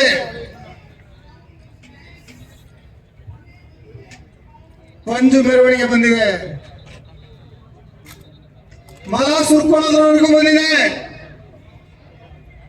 ಮಲ ಸುರ್ಕಂದ್ರೆ ಮಲ ಅಂದ್ರೆ ಹೊಲಸು ಸೆಂಡಾಸ್ ಅಂತಿರಲ್ಲ, ಟಾಯ್ಲೆಟ್ ಅಂತಿರಲ್ಲ, ಟಾಯ್ಲೆಟ್ ಮೈ ಮೇಲೆ ಸುರ್ಕೊಂಡು ಹೋರಾಟ ಮಾಡಿದ್ದಾರೆ ನಮ್ಮ ಸಮಾಜದವ್ರು. ಗೊತ್ತಾ ಇದ್ರ ನೋವು ಯಾರಿಗಾದ್ರು ಗೊತ್ತಾ? ಯಾರಿಗಾದ್ರೂ ಗೊತ್ತಿದೆಯಾ? ಗೊತ್ತಿಲ್ಲ. ಯಾಕೆಂದ್ರೆ ಅವರಿಗೆ ಹಸಿವಿನ ಬೆಲೆ ಗೊತ್ತಿಲ್ಲ, ಅವಮಾನದ ಬೆಲೆ ಗೊತ್ತಿಲ್ಲ, ದಬ್ಬಾಳಿಕೆಯ ಬೆಲೆ ಗೊತ್ತಿಲ್ಲ, ಅಸಮಾನತೆಯ ಬೆಲೆ ಗೊತ್ತಿಲ್ಲ. ಅವರಿಗೆ ನೋವಿನ ಮರ್ಮದ ಬೆಲೆ ಗೊತ್ತಿಲ್ಲ. ಅವರಿಗೆ ನೋವಿನ ಮರ್ಮದ ಬೆಲೆ ಗೊತ್ತಿಲ್ಲ ಅವರಿಗೆ. ಯಾಕೆಂದ್ರೆ ನೊಂದವರ ನೋವು ನೋಯದವರ ತಾಪದರು ಅಂತ ಶರಣರು ಹೇಳ್ತಾರೆ. ಅವ್ರಿಗೆ ನೋವೇ ಗೊತ್ತಿಲ್ಲ ಅಂದ್ಮೇಲೆ ಹೇಗೆ ಗೊತ್ತಾಗಬೇಕು ಮತ್ತೊಬ್ರು ನೋವು? ಬೇರೆ ಕಣ್ಣಾಗೆ ಬೆಳ್ಳಿಟ್ಟಿದಾಗ ನೋವಾಗುತ್ತೆ ಅಂತ ಅವ್ರಿಗೆ ಗೊತ್ತಿದ್ರೆ ಬೇರೆ ಕಣ್ಣಾಗೆ ಬೆಳ್ಳಿಟ್ಟಿರಲಿಲ್ಲ. ಇದ್ರ ಅರ್ಥ ಏನಪ್ಪಾ ಅಂತಂದ್ರೆ ನಾವೆಲ್ಲ ಸೊಸೈಟಿ ಅಕ್ಕಿಗೆ ದಿನ ಕಳ್ಕೊಂಡು ನಿಂತ್ಕೊಳ್ಬೇಕು ಅನ್ನೋದು ಅವ್ರ ಉದ್ದೇಶ, ರಾಜಕಾರಣಿಗಳ ಉದ್ದೇಶ. ಸೊಸೈಟಿ ಅಕ್ಕಿ ಸೊಸೈಟಿ ಬಾಗಿಲನ್ನ ಕಾಲ್ಕೊಂಡು ನಿಂತ್ಕೋಬೇಕು. ಒಲೆಮಾದಿಗರು, ಈ ಶೋಷಿತ ವರ್ಗದವರು ಸೊಸೈಟಿ ಬಾಗಿಲ್ ನಾವು ಈ ಹುಡುಕಕ್ಕಿನ ಸೊಸೈಟಿ ಅಕ್ಕಿನ ಕಾಲ್ಕೊಂಡಿರ್ಬೇಕು ಅನ್ನೋಂಥದ್ದು ರಾಜಕಾರಣಿಗಳ ಹುನ್ನಾರ ಆಗಿದೆ. ಯಾವುದೇ ಪಕ್ಷ ಇರಲಿ, ಅವರೆಲ್ಲರ ಹುನ್ನಾರ ಏನಪ್ಪ ಅಂತಂದ್ರೆ ಈ ಕೆಳವರ್ಗದವರು ಮೇಲ್ ಬರಬಾರದು, ಮೀಸಲಾತಿ ಕೊಟ್ಟುಬಿಟ್ರೆ ಮೇಲ್ ಹೋಗ್ಬಿಡ್ತಾರೆ ಅಂತ. 30 ವರ್ಷಗಳ ಕಾಲ ಮೀಸಲಾತಿ ಹೋರಾಟ ಮಾಡಿರಿ. 10% ಯಾರು ಕೇಳ್ಕೊಟ್ರಿ ನೀವು? 10%ಗೆ ಯಾವ ಕಾನೂನು ಜೋಡಿಸಿದ್ರಿ ನೀವು? 10%ಗೆ ಯಾರ ಹಕ್ಕಂತ ಕೇಳ್ಕೊಟ್ರಿ ನೀವು? 30 ವರ್ಷ ಹೋರಾಟ ಮಾಡ್ಬೇಕಾ ನಾವು? 30 ವರ್ಷಗಳ ಕಾಲ ಹೋರಾಟ ಮಾಡ್ಬೇಕಾ? 10% ಯಾರ ಹಕ್ಕಂತ ಕೊಟ್ರಿ ನೀವು? ಯಾವ ಕೋರ್ಟಿಗೆ ಹಾಕಿದ್ರಿ? ಯಾವ ಕಾನೂನು ಹೇಳಿದ್ ನಿಮ್ಗೆ 10% ಕೊಡೋದಕ್ಕೆ? 10% ಕೊಟ್ರಲ್ಲ. 30 ವರ್ಷಗಳ ಕಾಲ ನಮ್ಮ ಹಕ್ಕನ್ನ ನಾವು ಕೇಳಿದ್ರೆ ಮೀನಾಮೇಷ ಎಣಿಸ್ತೀರಾ? ಮೀನಾಮೇಷ ಎಣಿಸ್ತಿದ್ದೀರಾ? ಯಾಕೆ? ಈ ಸಮಾಜ ಬಾಯಿಸುತ್ತಿದೆ ಅಂತನಾ? ಲಾಠಿ ಚಾರ್ಜ್ ಮಾಡಿದ್ರೆ ಲಾಠಿ ಚಾರ್ಜ್ ಮಾಡಿಸ್ಕೊಂತಾರೆ, ಜೈಲಿಗೆ ಹಾಕಿದ್ರೆ ಜೈಲಿಗೆ ಹಾಕಿಸ್ಕೊಳ್ತಾರೆ, ಬೂಟ ಹೋಗಿದ್ರೆ ಬೂಟ ಓದಿಸ್ಕೊಂತಾರೆ ಅಂತನಾ? ತಿರುಗಿ ಬಿದ್ರೆ ಕಷ್ಟ ಆಗುತ್ತೆ. ಎಲ್ಲಾ ಸರ್ಕಾರಗಳಿಗೆ ಎಚ್ಚರಿಕೆ, ತಿರುಗಿ ಬಿದ್ರೆ ಕಷ್ಟ ಆಗುತ್ತೆ. ತಿರುಗಿ ಬೀಳೋದ್ ಮಾಡಬೇಡಿ. ಸಹನೆಗೆ ಒಂದು ಮಿತಿ ಇರುತ್ತೆ. ಸಹನೆ ಕಟ್ಟ ಹೊಡಿತಂದ್ರೆ ಯಾವ ಸರ್ಕಾರಗಳು ಉಳಿಯಲ್ಲ. ಅದು ಕಾಂಗ್ರೆಸ್ ಇರ್ಬೋದು, ಅದು ಬಿಜೆಪಿ ಇರ್ಬೋದು, ಯಾವ ಸರ್ಕಾರನೂ ಉಳಿಯಲ್ಲ. ನೀವ್ ಹೇಳ್ದಂಗೆ, ನೀವು ಕೇಳ್ದಂಗೆ ಕೇಳ್ಕೊಂಡು 30 ವರ್ಷ ಬಂದೀವಿ ನಾವು. ನೀವು ಆಡ್ದಂಗೆ ಕುಣಿಸ್ದಂಗೆ ಕುಡ್ಕೊಂಡ್ ಬಂದೀವಿ 30 ವರ್ಷ. ಮತ್ತೆ ಅದನ್ನೇ ಮಾಡ್ತಾ ಇದ್ದೀರಾ ನೀವು? ಮತ್ತೆ ಅದೇ ರೀತಿ ಮಾಡ್ತಾ ಇದ್ದೀರಾ? ಯಾಕೆ? ಇಲ್ಲಿ ಯಾರು ಗಂಡಸರಿಲ್ಲ ಅಂತ ತಿಳ್ಕೊಂಡಿರಾ? ಇಲ್ಲೆಲ್ಲ ಬಳೆ ಕೊಡ್ಕೊಂಡಾರ ಅಂತ ತಿಳ್ಕೊಂಡಿರ ನೀವು? ನಮ್ಮ ಸಮಾಜದಲ್ಲೂ ಗಂಡಸರಿದಾರ್ರಿ ಹೋರಾಟಕ್ಕೆ. 3% ಯಾರಿಗೆ 10% ಕೊಡ್ತೀರಿ ಅಂತಂದ್ರೆ ಹೇಳ್ದೆ ಯಾವ ಕೋರ್ಟ್ ಇಲ್ಲ, ಯಾವ ಸಂವಿಧಾನ ಇಲ್ಲ, ಯಾವ ಸುಪ್ರೀಂ ಕೋರ್ಟ್ ಇಲ್ಲ, ಯಾವ ಹೈಕೋರ್ಟ್ ಇಲ್ಲ. ಇವತ್ತಾದ್ರೆ ಬೆಳಿಗ್ಗೆ ಆರ್ಡ್ರು. 30 ವರ್ಷದಿಂದ ಹೋರಾಟ ಮಾಡಿದ್ರು ಯಾರು ಅನ್ನಂಗಿಲ್ಲ. ಸಿದ್ದರಾಮಯ್ಯ ಈಗೊಂದು ಹೇಳ್ತಾರೆ, ಇನ್ನೊಂದು ಗಳಿಕೆ ಒಂದು ಹೇಳ್ತಾರೆ, ಈಗೊಂದು ಹೇಳ್ತಾರೆ, ಇನ್ನೊಂದು ಗಳಿಕೆ ಒಂದು ಹೇಳ್ತಾರೆ. ಹಿಂಗೆ ಹೇಳ್ಕೊಂತ ಎಲ್ಲ ಸರ್ಕಾರಗಳು ನಮಗೆ ಮೋಸ ಮಾಡ್ತಲೇ ಬಂದಿದ್ದಾವೆ. ಯಾಕೆ? ಈ ಸಮಾಜ ತಿರುಗಿ ಬೀಳಲ್ಲ ಅಂತನ? ಒಂದು ಸಾರಿ ಊಹೆ ಮಾಡ್ಕೊಳ್ಳಿ, 80-70 ಲಕ್ಷ 1.25 ಕೋಟಿ SC ಇರೋಂತ ಜನ ಒಂದು ಸಾರಿ ತಿರುಗಿ ಬಿದ್ರೆ ಸರ್ಕಾರದ ಕಥೆ ಏನಾಗುತ್ತೆ ಅಂತ. ಸರ್ಕಾರ ಯಾವ ಸ್ಥಿತಿಗೆ ಹೋಗ್ಬೋದು, ಯಾವುದೇ ಸರ್ಕಾರ ಈ ಸಮುದಾಯ ತಿರುಗಿ ಬಿದ್ರೆ, ಕಲ್ಲು ಕೋಲು ದೊಣ್ಣೆ ಇವನ್ನ ಹಿಡ್ಕೊಂಡು ತಿರುಗಿ ಬಿದ್ರೆ ಈ ಸರ್ಕಾರ ಸ್ಥಿತಿಗಳು ಏನಾಗ್ಬೋದು ಅಂತ. ಆ ಸ್ಥಿತಿಗೆ ನಮ್ಮ ಸಮಾಜ ಹೋಗಲಿಲ್ಲ. ಶಾಂತಿಯುತವಾಗಿ ಹೋರಾಟ ಮಾಡ್ಕೊಂಡ್ ಬಂದು ನಮ್ಮ ಸಮಾಜ ಅವ್ರವ್ರೇ ತಲೆ ಕೊಳಿಸ್ಕೊಂಡು ನಿಂತ್ಕೊಂಡ್ರು, ಅವ್ರವ್ರೇ ಮಲ ಹಾಕೊಂಡು ನಿಂತ್ಕೊಂಡ್ರು, ಅವ್ರವ್ರೇ ಪಾದಯಾತ್ರೆ ಮಾಡ್ಕೊಂಡ್ ಬಂದ್ರು, ಸೈಕಲ್ ಜಾತ ಬೀದರಿಂದ ಬಸವ ಕಲ್ಯಾಣದವರೆಗೂ ನಡ್ಕೊಂಡ್ ಬಂದ್ರು. ಯಾಕೆ? ಮತ್ತೊಬ್ಬರಿಗೆ ನೋವು ಕೊಡಬಾರ್ದು ಅಂತ, ಮತ್ತೊಬ್ಬರಿಗೆ ನೋವು ಕೊಡಬಾರ್ದು, ಮತ್ತೊಬ್ಬರಿಗೆ ನೋವನ್ನ ಉಣಿಸಬಾರ್ದು ಅಂತ. ಯಾವ ಉದ್ದೇಶಕ್ಕೆ? ನಾವು ಶಾಂತಿ ಪ್ರಿಯರು, ಅಂಬೇಡ್ಕರ್ವಾದಿಗಳಾಗಿರೋದ್ರಿಂದ, ಕಾನೂನನ್ನ ಗೌರವಿಸೋದ್ರಿಂದ, ಕಾನೂನು ನಮ್ಮ ತಂದೆ ತಾಯಿ ಇದ್ದಂಗೆ ಅದನ್ನ ಗೌರವಿಸೋದ್ರಿಂದ ನಾವು ಇಲ್ಲಿವರೆಗೂ ಹೋರಾಟವನ್ನ ಶಾಂತಿಯುತವಾಗಿ ಮಾಡ್ಕೊಂಡ್ ಬಂದಿದೀವಿ. ಇದು ಕ್ರಾಂತಿಯುತವಾಗಿ ಆಗ್ಬೇಕಂತಂದ್ರೆ ಅದೇನು ಬಹಳ ದೂರ ಇರಲ್ಲ, ಬಹಳ ದೂರ ಇರಲ್ಲ. ಅದಕ್ಕೆ ನಮ್ಮ ಸಮಾಜ ಸಿದ್ಧ ಇದ್ರಿಲ್ಲ, ಸಿದ್ಧ ಇದೀರಿ. ಅದನ್ನ ನೀವು ಸರ್ಕಾರಕ್ಕೆ ಹೇಳ್ಬೇಕು. ಕ್ರಾಂತಿಯ ಕಾಳ ಊದೋದಕ್ಕೂ ಮುನ್ನ ಶಾಂತಿಯುತವಾಗಿ ಇದು ನಿರ್ಧರಿಸ್ರಿ ಅಂತ. ಇದು 30 ವರ್ಷಗಳ ಕಾಲ ಹೋರಾಟ ಮಾಡ್ಕೊಂಡ್ ಬಂದರ ಫಲ ಅಂತಂದನ್ನ ಸುಪ್ರೀಂ ಕೋರ್ಟ್ ಹೇಳಿದ್ರು. ನೀವು ಮೀನಾಮೇಷ ಎಣಿಸ್ತೀರಿ ಅಂದ್ರೆ ಸುಪ್ರೀಂ ಕೋರ್ಟ್ ಹೇಳಿದ ತಿರುಗಿ ದಿವಸನೇ ಆದೇಶ ಮಾಡಬೇಕಾಗಿತ್ತು. ನಮ್ಮ ಸಮಾಜ ಸುಪ್ರೀಂ ಕೋರ್ಟ್ ಹೇಳಿ ತಿರುಗಿ ದಿವಸನೇ ಇಡೀ ಕರ್ನಾಟಕದ ಜನತೆ ವಿಧಾನಸೌಧದಲ್ಲಿ ಮುತ್ತಿಗೆ ಹಾಕ್ಬೇಕಾಗಿತ್ತು. ತಪ್ಪು ಮಾಡಿದೀವಿ ನಾವೆಲ್ಲ, ನಮ್ಮ ಲೀಡರ್ಗಳು ತಪ್ಪಿದ್ರೆ. ಹಾಗಾಗಿ ನಮ್ಮ ಸಮಾಜ ಇವತ್ತು ಇಲ್ಲಿ ಬಂದ್ ಆಗಲ್ಲ. ಈ ವಿಧಾನಸೌಧ ಮುಂದೆ, ಸುವರ್ಣಸೌಧ ಮುಂದೆ ಹೋರಾಟ ಮಾಡೋ ಪರಿಸ್ಥಿತಿ ನಮಗೆ ಬಂದಿದೆ. 8 ಜನ ಬೆಳಗ್ಗೆ ಸತ್ರು, ಮತ್ತಿನ್ನಷ್ಟು ಜನ ಸಾಯ್ಬೇಕ್ರಿ, ಮತ್ತಷ್ಟು ಜನ ಓಡಿಸ್ಕೋಬೇಕು ಲಾಠಿಯಲ್ಲಿ, ಮತ್ತಷ್ಟು ಜನ ಬೂಟಲ್ಲಿ ಮುತ್ತಿಗೆಯನ್ನಾಗಿ ಆಗ್ರಹ ಪೂರ್ವಕವಾಗಿ ಮನವಿ ಪತ್ರವನ್ನು ಕೂಡ ಕೊಟ್ಟು ಏನ್ ಇವತ್ತೊಂದು ಅನ್ಕೋತ್ತಾಯವನ್ನು ಮಾಡ್ತಾ ಇದ್ದೀವಿ, ಬೆಳಗಾವಿಯಲ್ಲಿ ನಮಗೆ ಬೆಂಬಲವನ್ನು ಕೊಡಬೇಕು ಅಂತಕ್ಕಂಥ ಮಾತನ್ನು ಹೇಳಿದ್ರು. ಹಿಂದೆ ನಮ್ಮ ಬಿಜೆಪಿ ಸರ್ಕಾರ ಬಸವರಾಜ ಬೊಮ್ಮಾಯಿ ಅವರಿದ್ದಾಗ ಸನ್ಮಾನ್ಯ ನಾರಾಯಣ ಸ್ವಾಮಿ ಅವರು, ಗೋವಿಂದ ಕಾರಜೋಳ ಅವರು ಮತ್ತು ನಮ್ಮ ಪಕ್ಷದ ಈ ಜನಾಂಗಕ್ಕೆ ಸೇರಿರ್ತಕ್ಕಂಥ ಮುಖಂಡರು ಒತ್ತಾಯವನ್ನು ಮಾಡಿ ಏನು ಹಲವು ದಶಕಗಳಿಂದ ನಿಮ್ಮ ಹೋರಾಟ ಇತ್ತು ಅದಕ್ಕೆ ಸಹಕಾರವನ್ನು ಮಾಡಿದ್ದು ಭಾರತೀಯ ಜನತಾ ಪಾರ್ಟಿ ನೇತೃತ್ವದ ಸರ್ಕಾರ. ಇದಕ್ಕೆ ಅಂಗೀಕಾರ ಮುದ್ರೆ ಎನ್ನುತ್ತಿದ್ದು ಸುಪ್ರೀಂ ಕೋರ್ಟ್. ಯಾಕಂದ್ರೆ ಅದಕ್ಕಿಂತ ಇನ್ಯಾವುದು ಕೂಡ ಇಲ್ಲ. ಸುಪ್ರೀಂ ಕೋರ್ಟ್ ಆದೇಶವನ್ನು ಕೊಟ್ಟಿದ್ದಾದ ಮೇಲೆ ಇಂದು ಮುಂದೆ ಕೂಡ ಯೋಚನೆ ಮಾಡದೆ ಇದನ್ನು ಜಾರಿಗೆ ತರಬೇಕಾಗಿತ್ತು. ಆದ್ರೆ ಇವತ್ತು ನಾನು ಹಿಂದುಳಿದ ವರ್ಗದ ನಾಯಕ, ದೀನದಲಿತರ ನಾಯಕ, ಅಲ್ಪಸಂಖ್ಯಾತರ ನಾಯಕ ಅಂತ ಹೇಳ್ತಕ್ಕಂಥ ಸಿದ್ದರಾಮಯ್ಯನವರು ಇವತ್ತು ಮೀನಾಮೇಷ ಎಣಿಸ್ತಾ ಇದ್ದಾರೆ. ಇದಕ್ಕೆ ಕಾರಣ ಏನು ಅಂದ್ರೆ, ನೀವು ಬಹಳ ವರ್ಷಗಳಿಂದ ಹೋರಾಟ ಮಾಡ್ತಾ ಇದ್ದೀರಿ. ಸ್ವಾಮೀಜಿಗಳು ಹೇಳಿದಾಗೆ ಉಗ್ರ ಸ್ವರೂಪ ಇನ್ನೂ ಪಡೆದಿಲ್ಲ. ಸಾಮ, ದಾನ, ಭೇದ, ದಂಡ ಕೊನೆಗೆ ಉಪಯೋಗಿಸ್ಬೇಕಾಗ್ತದೆ. ಅದೆಲ್ಲ ಕೂಡ ಇವತ್ತು ನಾನು ಬಹಳ ಜಾಸ್ತಿ ಮಾತಾಡಕ್ಕೆ ಹೋಗೋದಿಲ್ಲ. ಯಾಕಂದ್ರೆ ನಿಮಗ್ ಗೊತ್ತು ಆ ನೋವೇನು ಅಂತ ಹೇಳಿ. ನಾ ಭಾಷಣ ಮಾಡೋದು ಗೊತ್ತಾಗಲ್ಲ, ನಿಮಗ್ ಗೊತ್ತು ಅದರ ಸಮಸ್ಯೆ ಏನು ಅಂತ ಹೇಳಿ. ಇವತ್ತೇನು ಒಳ ಮೀಸಲಾತಿ ಅದನ್ನ ಜಾರಿ ತರಬೇಕು ಅಂತ ಹೇಳಿ ಎಲ್ಲಾ ರೀತಿಯಾದಂತ ತೀರ್ಮಾನಗಳಾದ್ರೂ ಕೂಡ ಈ ಸರ್ಕಾರ ಕೇವಲ ವೋಟ್ ಬ್ಯಾಂಕ್ ಅನ್ನ ಮಾಡಿಕೊಂಡು, ನಾವು ಒಳ ಮೀಸಲಾತಿ ತಂದಾಗ ಜನಗಳಿಗೆ ಅರ್ಥನೇ ಆಗಿಲ್ಲ. ಅಷ್ಟೊಳಗಡೆ ಎಲೆಕ್ಷನ್ ಮುಗಿದೋಗಿತ್ತು. ಹೆಂಗ್ ಪ್ರಚಾರ ಮಾಡಿದ್ರು ಅಪಪ್ರಚಾರ ಅಂದ್ರೆ, ನಿಮ್ ರಿಸರ್ವೇಶನ್ ಕಿತ್ಬಿಟ್ಟು ಲಿಂಗಾಯತರು ಕೊಟ್ಬಿಟ್ರು ಅಂದ್ರು. ನಮಗೂ ಅರ್ಥ ಆಗಿಲ್ಲ, ನಿಮ್ಗೂ ಅರ್ಥ ಆಗಿಲ್ಲ. ನಾವು ಸರ್ಕಾರದಲ್ಲಿ ವಿರೋಧ ಪಕ್ಷಕ್ಕೆ ಬರಂಗ ಆಗೋದು. ಈಗ ಅರ್ಥ ಆಯ್ತು. ಇಲ್ಲ ಬಿಜೆಪಿ ಸರ್ಕಾರ ನಮ್ಮ ಪರವಾಗಿ ಅವರು ತೀರ್ಮಾನ ತಗೊಂಡ್ರು.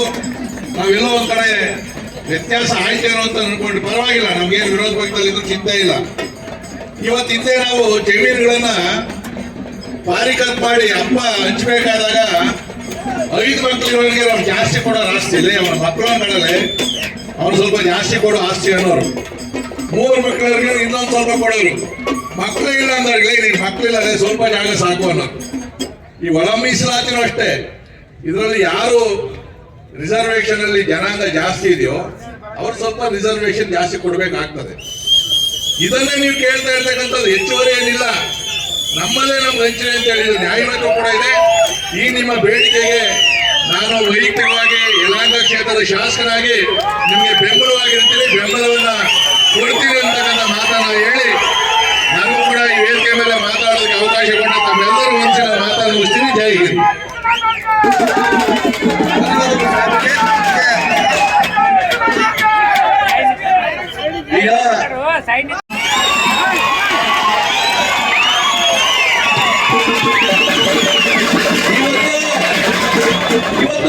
ಸಂದರ್ಭದಲ್ಲಿ ಇವತ್ತೇ ಮಾನ್ಯ ವಿಜೇಂದ್ರ ಅವರು ಮಾತಾಡ್ಬೇಕಂತೇಳಿ ಒತ್ತಾಯ ಮಾಡ್ಬೋದು. ಕೆಳಗಡೆ ಬರ್ರಿ, ಸೈಡ್ ಸರಿ ಸಂತೋಷ್, ಸ್ವಲ್ಪ ಸೈಡ್. ಹಾಂ,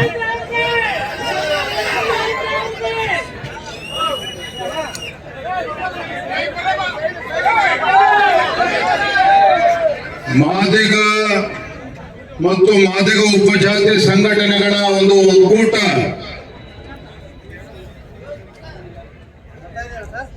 ರಾಣಿ ಚೆನ್ನಮ್ಮನ ನಾಡಿನಲ್ಲಿ ಬೆಳಗಾವಿನಲ್ಲಿ ರಾಜ್ಯ ಸರ್ಕಾರವನ್ನ ಎಚ್ಚರಿಸ್ತಕ್ಕಂಥ ಒಂದು ಕೆಲಸವನ್ನ ಇವತ್ತು ನೀವು ಮಾಡಿದ್ದೀರಿ. ವೇದಿಕೆ ಮೇಲೆ ಆಸೀನರಾಗಿರ್ತಕ್ಕಂಥ ಪರಮ ಪೂಜ್ಯ ಮಾದಾರ ಚೆನ್ನಯ್ಯ ಮಹಾಸ್ವಾಮೀಜಿಗಳವರ ಪಾದಾರವಿಂದಗಳಲ್ಲಿ ಭಕ್ತಿಪೂರ್ವಕ ಪ್ರಣಾಮಗಳನ್ನ ಸಲ್ಲಿಸುತ್ತಾ, ವೇದಿಕೆ ಮೇಲೆ ಆಸೀನರಾಗಿರ್ತಕ್ಕಂಥ ಎಲ್ಲ ಹರಗುರು ಜನಮೂರ್ತಿಗಳ ಪಾದಾರವಿಂದಗಳಲ್ಲಿ ನಮಸ್ಕರಿಸಿ, ವೇದಿಕೆ ಮೇಲೆ ಆಸೀನರಾಗಿರ್ತಕ್ಕಂಥ ನಮ್ಮೆಲ್ಲರ ಹಿರಿಯರು, ಮಾಜಿ ಉಪಮುಖ್ಯಮಂತ್ರಿಗಳು, ಚಿತ್ರದುರ್ಗ ಕ್ಷೇತ್ರದ ಜನಪ್ರಿಯ ಸಂಸದರಾಗಿರ್ತಕ್ಕಂಥ ಸನ್ಮಾನ್ಯ ಶ್ರೀ ಗೋವಿಂದ ಕಾರಜೋಳಜಿಯವರೇ, ಕೇಂದ್ರದ ಮಾಜಿ ಸಚಿವರು, ನಮ್ಮೆಲ್ಲರ ಧ್ವನಿಯಾಗಿ ಶ್ರಮವನ್ನು ಆಗ್ತಾ ಇರ್ತಕ್ಕಂಥ ಸನ್ಮಾನ್ಯ ಶ್ರೀ ನಾರಾಯಣ ಸ್ವಾಮಿರವರೇ, ಜನಪ್ರಿಯ ಶಾಸಕರು, ಆತ್ಮೀಯರಾಗಿರ್ತಕ್ಕಂಥ ಯಲಹಂಕ ಕ್ಷೇತ್ರದ ವಿಶ್ವನಾಥ್ರವರೇ,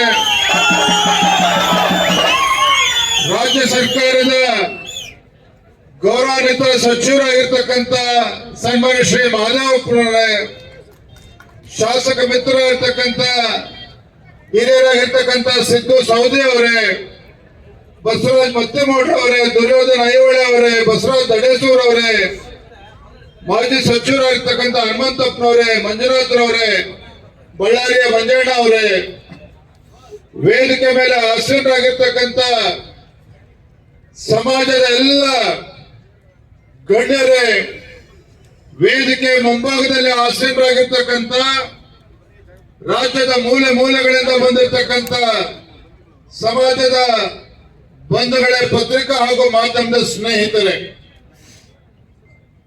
ಬಂಧುಗಳೇ, ಈ ವೇದಿಕೆಯಲ್ಲಿ ರಾಜಕೀಯ ಬೆರೆಸ್ತಕ್ಕಂಥ ಅವಶ್ಯಕತೆ ಇಲ್ಲ. ಈ ವೇದಿಕೆ ಮೇಲೆ ರಾಜಕೀಯ ಬೆರೆಸ್ತಕ್ಕಂಥ ಅವಶ್ಯಕತೆ ಇಲ್ಲ. ಆದ್ರೆ ವೇದಿಕೆ ಮೇಲೆ ಇರ್ತಕ್ಕಂಥ ಎಲ್ಲ ಹಿರಿಯರಿಗೆ, ವೇದಿಕೆ ಮುಂಭಾಗದಲ್ಲಿರ್ತಕ್ಕಂಥ ಎಲ್ಲ ಸಮಾಜದ ಬಂಧುಗಳಿಗೆ ಸತ್ಯ ಏನು ಅಂತ ಹೇಳಿ ಅರ್ಥ ಆಗ್ಬೇಕಾಗಿದೆ, ಗೊತ್ತಾಗಬೇಕಾಗಿದೆ. ಹಾಗಾಗಿ ನಾನು ಕೂಡ ನೇರವಾಗಿ ಕೆಲವು ವಿಚಾರಗಳನ್ನ ತಮಗೆ ಪ್ರಸ್ತಾಪ ಮಾಡ್ತಕ್ಕಂಥ ಪ್ರಯತ್ನ ಮಾಡ್ತೇನೆ. ಯಾರು ಕೂಡ ಅನ್ಯತಾ ಭಾವಿಸಬಾರ್ದು. ಬಂಧುಗಳೇ, ಅಣ್ಣ ಒಂದ್ ನಿಮಿಷ ಆಮೇಲೆ ಮಾತಾಡೋಣ. ಯಾಕಪ್ಪ,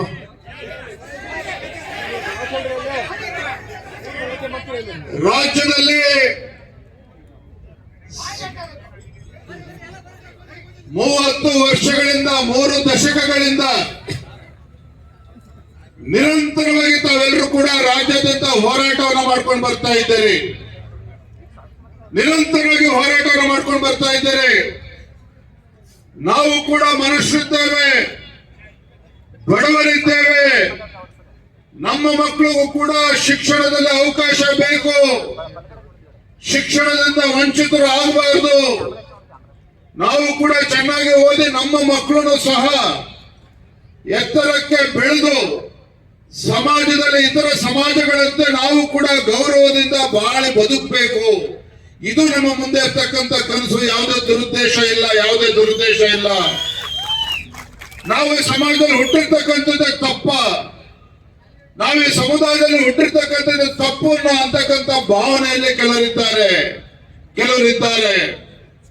3 ದಶಕಗಳಿಂದ ನಿರಂತರವಾಗಿ ಹೋರಾಟ ಮಾಡ್ಕೊಂಡು ಬಂದರೂ ಸಹ ಇವತ್ತು ಏನು ಸದಾಶಿವ ಆಯೋಗ ರಚನೆ ಆಯಿತು. ಸದಾಶಿವ ಆಯೋಗ ರಚನೆ ಆದರೂ ಸಹ ಆ ಆಯೋಗಕ್ಕೆ ನ್ಯಾಯಬದ್ಧವಾಗಿ ಕಾರ್ಯನಿರ್ವಹಿಸೋದಕ್ಕೆ ಅಂದಿನ ರಾಜ್ಯ ಸರ್ಕಾರ ಯಾವುದೇ ಸವಲತ್ತುಗಳನ್ನು ಕೂಡ ಕೊಡ್ಲಿಲ್ಲ. ಎಂತ ಪರಿಸ್ಥಿತಿಗೆ ಬಂತು ಅಂತ ಹೇಳಿದ್ರೆ, ನಿವೃತ್ತ ನ್ಯಾಯಾಧೀಶರು ಸದಾಶಿವ ಅವರು ಏನು ಜವಾಬ್ದಾರಿನ ಕೊಟ್ಟಿದ್ರು, ಸದಾಶಿವ ಆಯೋಗ, ಆ ಆಯೋಗಕ್ಕೂ ಕೂಡ ರಾಜೀನಾಮೆ ಕೊಡ್ತಕ್ಕಂಥ ಸಂದರ್ಭ ಸೃಷ್ಟಿ ಆಯಿತು. ಆದ್ರೂ ಕೂಡ ರಾಜ್ಯ ಸರ್ಕಾರ ಎಚ್ಚೆತ್ತುಕೊಳ್ಳಿಲ್ಲ. ಇವತ್ತು 2018ರಲ್ಲಿ ಒಳ ಮೀಸಲಾತಿ ವಿಚಾರ ಬಗ್ಗೆ ಅಂದ್ರೆ ಕಾಂಗ್ರೆಸ್ ಸರ್ಕಾರ ಯಾರು ಕೂಡ ಚಕಾರವನ್ನು ಕೂಡ ಎತ್ತಲಿಲ್ಲ. ಎಲ್ಲ ಎಷ್ಟರ ಮಟ್ಟಿಗೆ ಅಂತ ಹೇಳಿದ್ರೆ, ಒಳ ಮೀಸಲಾತಿ ಕೊಡೋದಕ್ಕೆ ಸಾಧ್ಯನಲ್ಲ ಅಂತ ಹೇಳಿ ಸ್ವತಃ ಸಿದ್ದರಾಮಯ್ಯನವರು ಕೂಡ ಅವತ್ತು ಉಲ್ಲೇಖವನ್ನು ಮಾಡಿದ್ರು. ಸಿದ್ದರಾಮಯ್ಯನವರು ಕೂಡ ಹೇಳಿದ್ರು, ಇಂದಿನ ಬಿಜೆಪಿ ಸರ್ಕಾರ ಒಳ ಮೀಸಲಾತಿಗೆ ಶಿಫಾರಸು ಮಾಡಿ ಕೇಂದ್ರಕ್ಕೆ ಕಳಿಸಿದ್ರು ಸಹ ಅದರ ವಿರುದ್ಧ ಕೂಡ ಅಪಪ್ರಚಾರ ಮಾಡ್ತಕ್ಕಂಥ ಕೆಲಸ ಆಯ್ತು. ಬೋವಿ ಬಣಜಾರನ್ನ ಇವತ್ತು ಅನ್ಯಾಯ ಮಾಡ್ತಾ ಇದೀವಿ ಅಂತೇಳಿ ಅದನ್ನು ಕೂಡ ತಪ್ಪಾಗಿ ಬಿಂಬಿಸ್ತಕ್ಕಂಥ ಕೆಲಸ ಮಾಡಿ ರಾಜ್ಯದಲ್ಲಿ ಒಂದು ಅಶಾಂತಿ ಮೂಡಿಸ್ತಕ್ಕಂಥ ಒಂದು ಪಿತೂರನ್ನು ಕೂಡ ಹಿಂದಿನ ಅವಧಿಯಲ್ಲಿ ನಡೆದಿರ್ತಕ್ಕಂಥದ್ದು ನಾವು ಯಾರು ಕೂಡ ಮರಿಬಾರದು. ಯಾಕೆ ಮಾತನ್ನ ಉಲ್ಲೇಖ ಮಾಡ್ತಾ ಇದ್ದೇನೆ ಅಂತ ಹೇಳಿದ್ರೆ, 12ನೇ ಶತಮಾನದಲ್ಲಿ ಅಣ್ಣ ಬಸವಣ್ಣನವರು ಸಮ ಸಮಾಜದ ನಿರ್ಮಾಣವನ್ನ ಸಮ ಸಮಾಜದ ನಿರ್ಮಾಣವನ್ನ ಮಾಡಬೇಕು ಅಂತೇಳಿ ಕನಸನ್ನ ಹೊತ್ತಿದ್ರು. ಸಮ ಸಮಾಜದ ನಿರ್ಮಾಣ ಆಗಬೇಕು ಅಂತೇಳಿ ಕನಸನ್ನ ಇತ್ತಿದ್ರು. ಆದ್ರೆ ರಾಜಕಾರಣಿಗಳು ತಮ್ಮ ಸ್ವಾರ್ಥವನ್ನ, ರಾಜಕೀಯ ಬೇಳನ್ನ ಬೇಯಿಸ್ಕೊಳ್ತಕ್ಕಂಥದ್ದು ಯಶಸ್ವಿ ಆದರೆ ಹೊರತು ನಮ್ಮ ಸಮಾಜದ ಧ್ವನಿಯಾಗಿ ನ್ಯಾಯ ಕೊಡ್ತಕ್ಕಂಥ ಕೆಲಸ ಯಾರು ಕೂಡ ಮಾಡಲಿಲ್ಲ. ಇವತ್ತು ಹಿಂದೆ ಭಾರತೀಯ ಜನತಾ ಪಾರ್ಟಿ ಸರ್ಕಾರ ಇದ್ದಾಗ ಇವತ್ತು ಮೀಸಲಾತಿಯನ್ನ ಹೆಚ್ಚು ಮಾಡಿ ಇವತ್ತು ಪ್ರಾಮಾಣಿಕವಾಗಿ ನ್ಯಾಯ ಕೊಡ್ತಕ್ಕಂಥ ಕೆಲಸನ ಮಾಡಿದ್ರು. ಮಾನ್ಯ ಸಚಿವರು ವೇದಿಕೆ ಮೇಲಿದ್ದಾರೆ, ತಪ್ಪು ತಿಳ್ಕೊಬೇಡಿ, ನಾನು ನೇರವಾಗಿ ಹೇಳ್ತೇನೆ. ನಾನೊಬ್ಬ ರಾಜ್ಯದ ಅಧ್ಯಕ್ಷನಾಗಿರೋದಕ್ಕಿಂತ ಹೆಚ್ಚಾಗಿ ಯಡಿಯೂರಪ್ಪನವ್ರ ಮಗ ಇವತ್ತೊಂದು ಮಾತನ್ನ ಹೇಳ್ತೇನೆ. ಯಡಿಯೂರಪ್ಪ ಯಾವತ್ತೂ ಕೂಡ ರಾಜ್ಯದಲ್ಲಿ ನೇರವಾಗಿ ಮಾತನಾಡ್ತಕ್ಕಂಥವ್ರು, ಬಡವರ ಪರವಾಗಿ, ಶೋಷಿತ ಪೀಡಿತ ಸಮುದಾಯಗಳ ಪರವಾಗಿ ಇವತ್ತು ಪ್ರಾಮಾಣಿಕವಾಗಿ ಧ್ವನಿ ಎತ್ತಕ್ಕಂಥ ಕೆಲಸ ಯಡಿಯೂರಪ್ಪನವರು ಯಾವತ್ತೂ ಕೂಡ ನಿರಂತರವಾಗಿ ಮಾಡ್ಕೊಂಡು ಬಂದಿದ್ದಾರೆ. ಇವತ್ತು ಸುಪ್ರೀಂ ಕೋರ್ಟ್ ಸ್ಪಷ್ಟವಾಗಿ ತೀರ್ಪನ್ನ ಕೊಟ್ಟಿದೆ. ಡಿಸೆಂಬರ್ 1ನೇ ತಾರೀಕು, ಆಗಸ್ಟ್ 1ನೇ ತಾರೀಕು ಸುಪ್ರೀಂ ಕೋರ್ಟ್ ಇವತ್ತು ಸ್ಪಷ್ಟವಾಗಿ ತೀರ್ಪನ್ನ ಕೊಟ್ಟಿದೆ. ಏನು ಉಲ್ಲೇಖ ಮಾಡಿದ್ದಾರೆ ಸುಪ್ರೀಂ ಕೋರ್ಟ್ ತೀರ್ಪಿನಲ್ಲಿ? ಇವತ್ತು ಒಳ ಮೀಸಲಾತಿ ತೀರ್ಮಾನ ಮಾಡಬೇಕಾಗಿದೆ, ಆ ರಾಜ್ಯ ಸರ್ಕಾರಗಳು ತೀರ್ಮಾನ ಮಾಡಬಹುದು. ನ್ಯಾಯ ಕೊಡ್ತಕ್ಕಂಥ ಕೆಲಸ ರಾಜ್ಯ ಸರ್ಕಾರಗಳು ಮಾಡಬೇಕು ಅಂತೇಳಿ ಸುಪ್ರೀಂ ಕೋರ್ಟ್ ಆಗಸ್ಟ್ 1ರ ತೀರ್ಪಿನಲ್ಲಿ ಇವತ್ತು ಸ್ಪಷ್ಟವಾಗಿ ಉಲ್ಲೇಖ ಮಾಡಿದೆ. ಆದ್ರೂ ಕೂಡ ಇವತ್ತು ರಾಜ್ಯ ಸರ್ಕಾರ ಮೀನಾಮೇಷ ಮಾಡ್ತಾ ಇದ್ದಾರೆ. ನಾಗಮೋಹನ್ ದಾಸ್ ಕಮಿಟಿನ ರಚನೆ ಮಾಡಿ 50 ದಿನಗಳು ಆದ್ರೂ ಸಹ ಅವ್ರಿಗೊಂದು ಕಚೇರಿನೂ ಕೊಟ್ಟಿಲ್ಲ, ಒಂದು ಬೆಂಚು ಕೊಟ್ಟಿಲ್ಲ, ಅವ್ರಿಗೆ ಏನೋ ವ್ಯವಸ್ಥೆಗಳು ಕೂಡ ಮಾಡಿಕೊಟ್ಟಿಲ್ಲ. ಇದರ ಅರ್ಥ ಈ ರಾಜ್ಯ ಸರ್ಕಾರಕ್ಕೆ ಏನು ತಮ್ಮ ಬೇಡಿಕೆ ಇದೆ ಇವತ್ತು ಅದಕ್ಕೆ ನ್ಯಾಯ ಒದಗಿಸ್ಕೊಡ್ಬೇಕು ಅಂತಕ್ಕಂಥ ಒಂದು ಮನಸ್ಥಿತಿ ಇದೆಯಾ ಇಲ್ವಾ ಅಂತಕ್ಕಂಥ ಪ್ರಶ್ನೆ ಇವತ್ತು ರಾಜ್ಯದಲ್ಲಿ ಪ್ರತಿಯೊಬ್ಬರು ಕೂಡ ಮಾಡ್ತಾ ಇರ್ತಕ್ಕಂಥದ್ದು ಸತ್ಯ.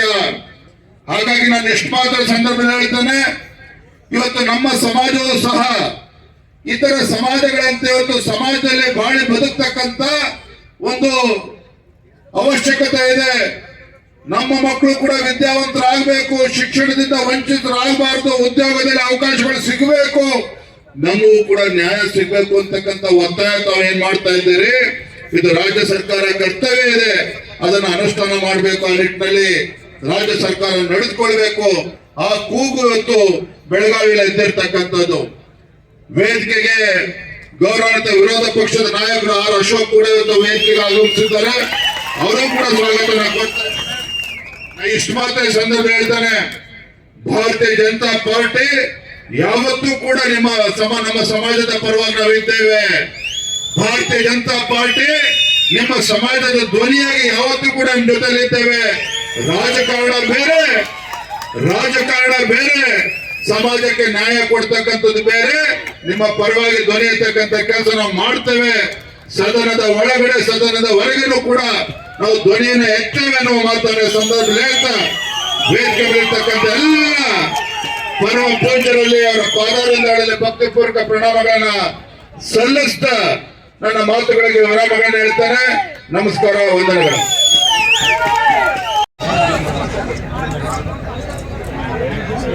ನಮ್ಮ ಹೋರಾಟಕ್ಕೆ ಬೆಂಬಲ ನೀಡಿರ್ತಕ್ಕಂಥ ಅವರು ಅಶೋಕರು ವಿರೋಧ ಪಕ್ಷ ನಾಯಕರಿಗೆ ತಮ್ಮೆಲ್ಲರ ಪರವಾಗಿ ಮನವಿಯನ್ನು ಸಲ್ಲಿಸುವ ಬಂಧುಗಳೇ, ಮನವಿ ಕೊಡ್ರಿ.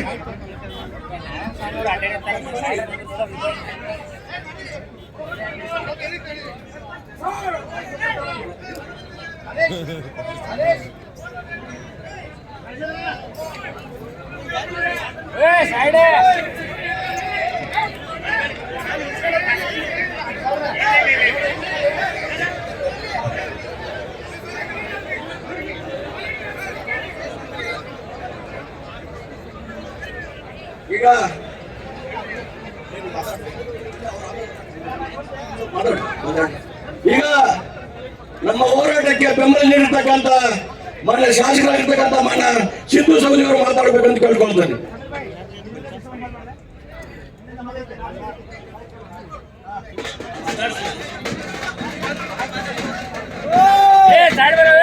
ಈ ಮಾದಿಗ ಮೀಸಲಾತಿ ಹೋರಾಟದ ದಿವ್ಯ ಸಾನ್ನಿಧ್ಯ ವಹಿಸಿರ್ತಕ್ಕಂಥ ಮಾದಾರ್ ಚೆನ್ನಯ್ಯ ಸ್ವಾಮೀಜಿ ಅವರ ಪಾದಾರ ವಂದಿಗಳಲ್ಲಿ ಶ್ರೀ ಸಾಷ್ಟಾಂಗ ನಮಸ್ಕಾರವನ್ನು ಮಾಡಿ, ಅದೇ ಪ್ರಕಾರ ಎಲ್ಲ ಪೂಜ್ಯರಲ್ಲಿಯೂ ಸಹಿತ ಶ್ರೀ ಸಾಷ್ಟಾಂಗ ನಮಸ್ಕಾರವನ್ನು ಮಾಡಿ, ನಮ್ಮ ರಾಜ್ಯಾಧ್ಯಕ್ಷರಾದ ವಿಜೇಂದ್ರ ಅವರೇ ಹಾಗೂ ಮಾನ್ಯ ಸಚಿವರಾದ ಮಾದೇವಪ್ಪ ಅವರೇ ಹಾಗೂ ಆರ್ ಅಶೋಕ್ ಅವರೇ ಹಾಗೂ ವೇದಿಕೆ ಮೇಲೆ ಆಸೀನರಾಗಿರ್ತಕ್ಕಂಥ ಎಲ್ಲ ಶಾಸಕ ಮಿತ್ರರೇ, ಗೋವಿಂದ್ ಕಾರಜೋಳ ಸಾಹೇಬ್ರೆ, ಇನ್ನುಳಿದ ಎಲ್ಲ ಅತಿಥಿ ಮಹೋದಯರೇ, ಬಹುಶಃ ಸುಮಾರು 30 ವರ್ಷ ಆದರೂ ಸಹಿತ ಸಮಾಜದ ಕಡೆ ಕಣ್ ತೆಗೆಯಂಗಿಲ್ಲ ಸರ್ಕಾರಗಳಂದ್ರ ಇದು ನಾಚಿಕೇಡಿ ಸಂಗತಿ. ಯಾಕಂದ್ರ ತಮ್ಮ ಹಕ್ಕಿಗಾಗಿ ಹೋರಾಟದು ಡಾಕ್ಟರ್ ಬಾಬಾ ಸಾಹೇಬ್ ಅಂಬೇಡ್ಕರ್ ಕೊಟ್ಟಿರ್ತಕ್ಕಂಥ ನಮ್ಮ ಹಕ್ಕಿಗಾಗಿ ಹೋರಾಟ ಮಾಡ್ತೀವಿ, ಮತ್ತೊಂದೇನಿಲ್ಲ. ಮತ್ತು ಏನ್ ತಪ್ಪದ, ಜನಸಂಖ್ಯೆ ಆಧಾರ ಮೇಲೆ ಮೀಸಲಾತಿ ಕೇಳೋದು ಏನ್ ತಪ್ಪದ? ಯಾರ ಹೆಸರಲ್ಲಿ ಯಾರ್ಯಾರೋ ಕಡಿಮೆ ಇದ್ದವರು ಅವರು ಹೊಡ್ಕೊಂಡು ಹೋಗಬಾರ್ದು ಅಂತ ದೃಷ್ಟಿಯೊಳಗೆ ನಮ್ಮ ಸಮುದಾಯದ ಸಂಖ್ಯೆ ಇಟ್ಟದ, ಆ ಸಂಖ್ಯೆಯ ಅನುಗುಣವಾಗಿ ನಮ್ಮ ಮೀಸಲಾತಿ ಕೊಡಂತ ಹೇಳುವಾಗ ತಪ್ಪೇನಲ್ಲ. ಆದ್ರಿಂದ ನ್ಯಾಯೋಚಿತವಾಗ್ಯದ, ಅವರಿಗೆ ಮಾನ್ಯ ಮಾಡಿ. ಈಗ ಸುಪ್ರೀಂ ಕೋರ್ಟ್ನ ಹೇಳಿದ, ಕೇಂದ್ರ ಸರ್ಕಾರನೂ ಹೇಳಿದ. ನಮ್ಮ ಸರ್ಕಾರ ಮೊದಲನೇ ಜಾರಿಗೆ ತಂದಿತ್ತು, ಅದರ ಸರ್ಕಾರ ಬದಲಾವಣೆ ಆದ ತಕ್ಷಣ ಅದು ನೆನೆಗುದಿಗೆ ಬಿದ್ದಲ್ಲ. ಈಗಾದರೂ ಈ ಆಡಳಿತದಲ್ಲಿರ್ತಕ್ಕಂಥ ಸರ್ಕಾರ ಕಣ್ಣು ತೆಗೆದು ಆ ಸಮುದಾಯಗಳಿಗೆ ನ್ಯಾಯ ಕೊಡಬೇಕು. ನಾವು ಯಾರಿಗೆ ಅನ್ಯಾಯ ಹೇಳಂಗಿಲ್ಲ, ನಮಗೇನು ಹಕ್ಕಲ್ಲ, ಡಾಕ್ಟರ್ ಬಾಬಾ ಸಾಹೇಬ್ ಅಂಬೇಡ್ಕರ್ ಕೊಟ್ಟಿರ್ತಕ್ಕಂಥ ಹಕ್ಕನ್ನು ನಾವು ಕೇಳ್ತೀವಿ. ಅದ್ರಾಗ ತಪ್ಪೇನದ? ಇದ್ರಾಗ ಮೀನಾಮೇಷ ಮಾಡ್ಲಾರ್ದ ತಕ್ಷಣ ಒಳ ಮೀಸಲಾತಿಯನ್ನು ಜಾರಿಗೆ ತರಬೇಕಾದಂತ ಒತ್ತಾಯವನ್ನ ಈ ಸಭೆಯ ಮುಖಾಂತರ ಸರ್ಕಾರಕ್ಕೆ ನಾವು ಮಾಡ್ತೀನಿ ಅನ್ನುವಂತ ಮಾತನ್ನ ಹೇಳಿ, ಸಾಕಷ್ಟು ಅತಿಥಿಗಳ ಇದರಿಂದ ನನಗೂ ಸಹಿತ ಇಲ್ಲಿ ಕರೆಸಿ ಒಂದೆರಡು ಹಂಚಿಕೆಯನ್ನು ಹಂಚ್ಕೊಳ್ಳಿಕ್ಕೆ ಅವಕಾಶ ಕೊಟ್ಟಿರ್ತಕ್ಕಂಥ ಪೂಜ್ಯರಿಗೆ, ಎಲ್ಲ ಅತಿಥಿ ಮಹಿಳೆಯರಿಗೆ ವಂದಿಸಿ ನನ್ನ ಮಾತು ಮುಗಿಸ್ತೇನೆ. ಜೈ ಹಿಂದ್, ಜೈ ಕರ್ನಾಟಕ, ಜೈ ಬಾಬಾ ಸಾಹೇಬ್ ಅಂಬೇಡ್ಕರ್. ನಾನು ವಿಧಾನಸಭೆದೊಳಗೆ ಈಗಾಗಲೇ ಮಾತಾಡಿ ಬಂದೀನಿ, ಈ ಒಳ ಮೀಸಲಾತಿ ಬಗ್ಗೆನೂ ಮಾತಾಡಿ ಬಂದೀನಿ. ನಂದೇನಾಗಿತ್ತು, ನಾನು 4ನೇ ನಂಬರ್ ಮಾತಾಡಿ ಒಳ ಮೀಸಲಾತಿನೂ ಸಹಿತ ಜಾಗೃತಿ ಮಾಡೀನಿ. ಅಲ್ಲಿ ಇದ್ದವ್ರ ಕೇಳಿ ನಮಗ ಅನ್ಯಾಯ ಮಾಡ್ಬೇಕು, ನಿಮಗ ಅನ್ಯಾಯ ಮಾಡ್ಲಾರ್ದಂಗ ಕೊಡ್ಲಿ, ನಿಮ್ಮ ಸಂಖ್ಯೆಗೆ ನಿಮಗ್ ಕೊಡ್ಲಿ, ನಮ್ಮ ಸಂಖ್ಯೆಗೆ ನಮಗ್ ಕೊಡ್ಲಿ ಅಂತ ಹೇಳಿ ಬಂದಿನಿ.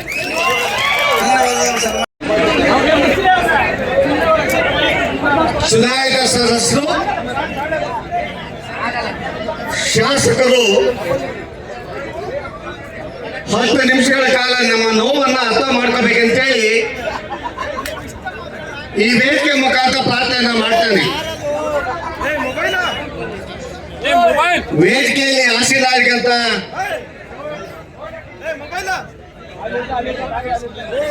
ಸನ್ಮಾನ್ಯ ಮಹಾದೇವಪ್ಪನವರು,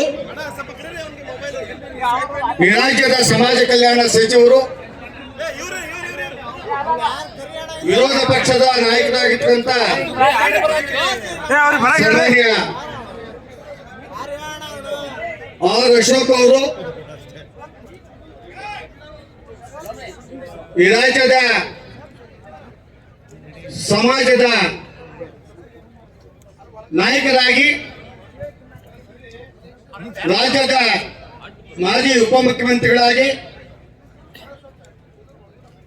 ಲೋಕಸಭಾ ಸದಸ್ಯರಾಗಿ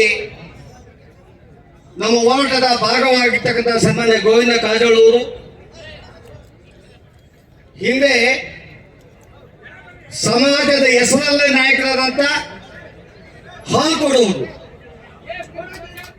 ನಮ್ಮ ಸಮಾಜದ ಮಧ್ಯೆ ಇದ್ದಾರೆ. ಈ ಭಾಗದ ಸಮಾಜದ ಶಾಸ್ತ್ರ ಆಗಿರ್ತಕ್ಕಂಥ ದುರ್ಯೋಧನ ಐಹೊಳೆಯವರು ಇದ್ದಾರೆ. ಮತ್ತಿಗೌಡವರು,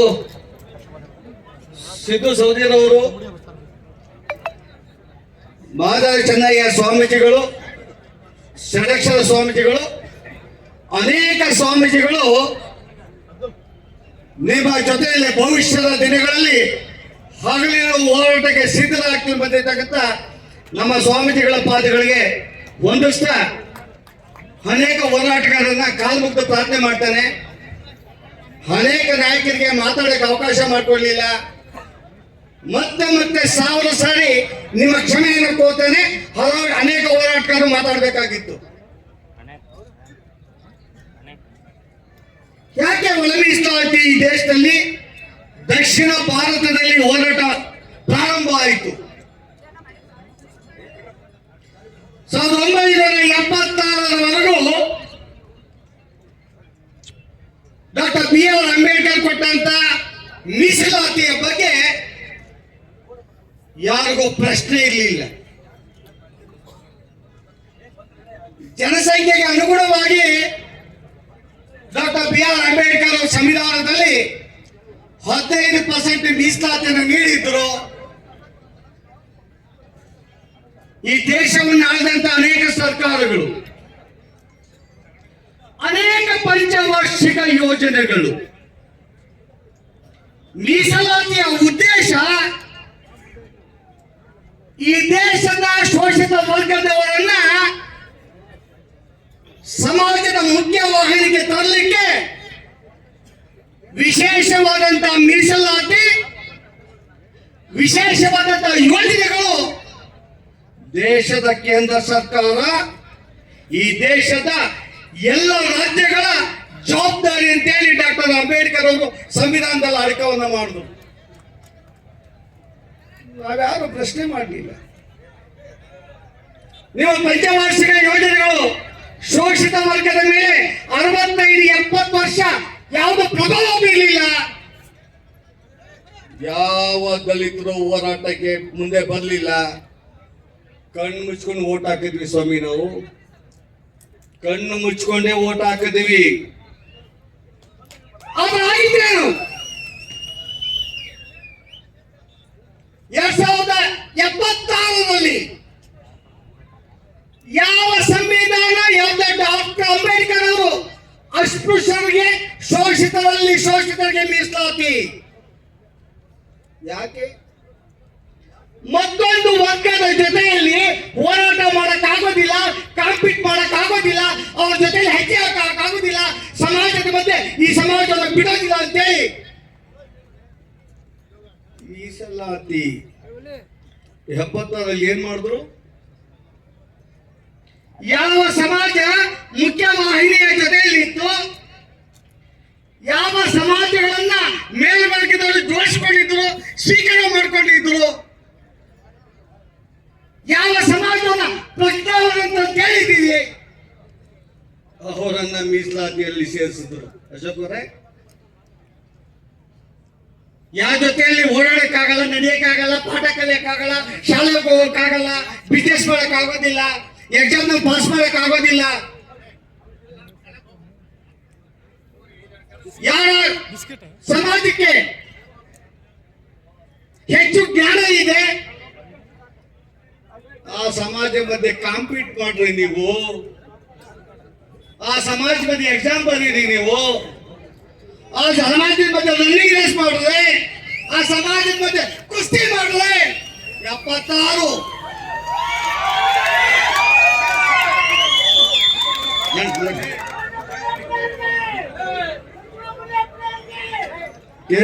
ಅವರು ರಾಜ್ಯದ ಮಂತ್ರಿಗಳು, ಸಮಾಜದ ಮುಖಂಡರು ಬಂದಿದ್ದಾರೆ. ಮತ್ತೆ ನಮ್ಮ ಮತ್ತೊಬ್ಬ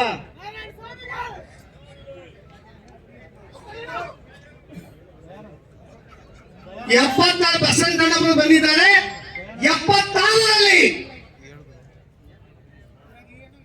ಯಾವ ಶೋಷಿತ ವರ್ಗಕ್ಕೆ ಕಣ್ಕೈಯಲ್ಲಿಕ್ಕಾಗಲ್ಲ, ಓದಕ್ಕಾಗಲ್ಲ, ಆ ಸಮಾಜಕ್ಕೆ ಉನ್ನತ ಶಿಕ್ಷಣವನ್ನು ಪಡೆಯಕ್ಕಾಗೋದಿಲ್ಲ, ಉದ್ಯೋಗವನ್ನು ಪಡೆಯಕ್ಕಾಗೋದಿಲ್ಲ, ಆ ಸಮಾಜದ ಮಧ್ಯೆ ಮೀಸಲಾತಿಯಲ್ಲಿ ಬಲಾಢ್ಯರನ್ನ ಸೇರಿಸಿದ್ರಿ. ಮಾದೇವಣ್ಣ, ನೀವು ಹೋರಾಟ ಮಾಡಲಿಲ್ಲ, ನೀವು ತಿರುಗಿ ಬೀಳಿಲ್ಲ, ನಾವು ತಿರುಗಿ ಬೀಳಿಲ್ಲ. ಆ ಮೀಸಲಾತಿಯನ್ನ ಈ ರಾಜ್ಯದ ಯಾವುದೇ ದಲಿತರು ವಿರೋಧ ಮಾಡಲಿಲ್ಲ ರೇ, ವಿರೋಧ ಮಾಡಲಿಲ್ಲ.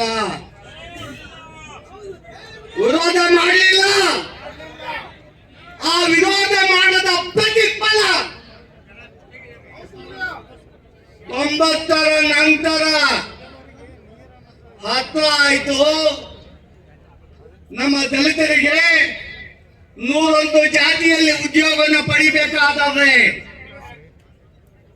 ನಮ್ಮ ಜಾತಿಯ ವಿದ್ಯಾವಂತ ಉದ್ಯೋಗ ಪಡೆಯಕ್ಕಾಗೋದಿಲ್ಲ, ಮಾರ್ಕ್ಸ್ ಕಡಿಮೆ ಮಾಡ್ಕೊಳ್ತಾನೆ.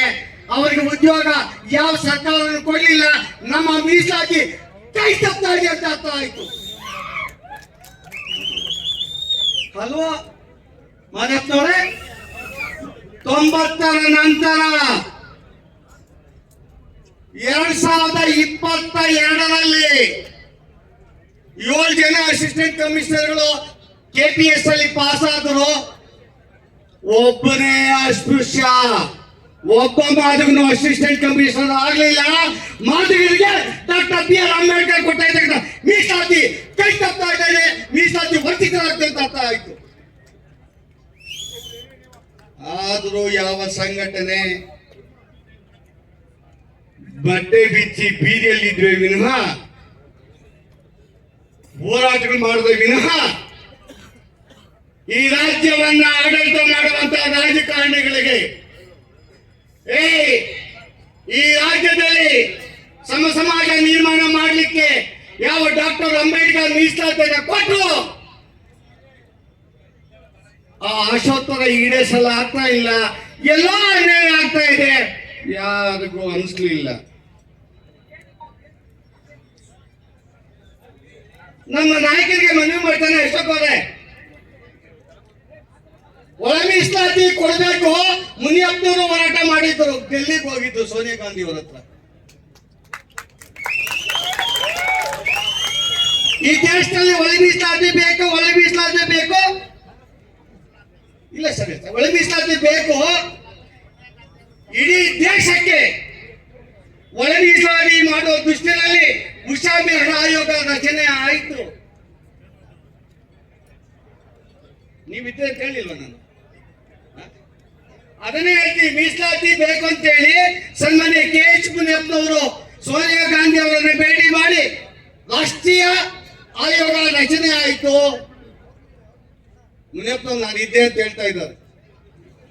ಹೌದು, ನೀವಿದ್ರೆ ಅನೇಕ ಕಾಂಗ್ರೆಸ್ನವರ ಪ್ರತಿಫಲ ಆ ಆಯೋಗದ ವರದಿ ಬಂತು 2006ನಲ್ಲಿ. ಈ ದೇಶದಲ್ಲಿ ಒಳ ಮೀಸಲಾತಿ ಕೊಡಬೇಕು. ಶೋಷಿತರಲ್ಲಿ ಶೋಷಿತರು ಇದ್ದಾರೆ, ಕೆಳ ಹಂತದ ಶೋಷಿತರಿಗೆ ನ್ಯಾಯ ಸಿಗಲಿಲ್ಲ. ಆದ್ರೆ ಆರ್ಟಿಕಲ್ 3.1 ಅಮೆಂಡ್ಮೆಂಟ್ ಆಗಬೇಕು, ಕೊಟ್ಟೆ ಕೊಡ್ಬೇಕಂತ ಕೇಂದ್ರ ಸರ್ಕಾರಕ್ಕೆ ಶಿಫಾರಸ್. 2 ವರ್ಷದಲ್ಲಿ ಅದೇ ಕೇಂದ್ರ ಸರ್ಕಾರ ಉಷಾ ಮೆಹ್ರಾ ಆಯೋಗದ ವರದಿಯನ್ನ ತಿರಸ್ಕಾರ. ಅಲ್ವಾ ಸರ್?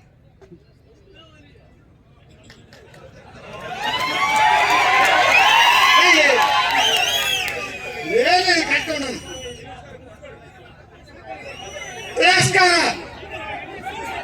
ಯಾವ ರಾಜ್ಯದಲ್ಲಿ ಅಲ್ವೇ, ಯಾವ ರಾಜ್ಯದಲ್ಲಿ ಉಷಾ ಮೆಹ್ರಾ ಆಯೋಗದ ಬಗ್ಗೆ ಚರ್ಚೆ ಆಗಲಿಲ್ಲ?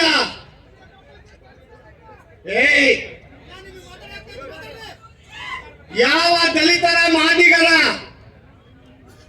ಹಸಿವಿನ ನೋವಿನ ಹೋರಾಟಗಳು ದಕ್ಷಿಣ ಭಾರತದಲ್ಲಿ ಬೀದಿಗೆ ಬಂದಾಗ ಆಂಧ್ರ ಪ್ರದೇಶ ಸರ್ಕಾರ ಒಳ ಮೀಸಲಾತಿಯನ್ನು ಕೊಟ್ಟಾಗ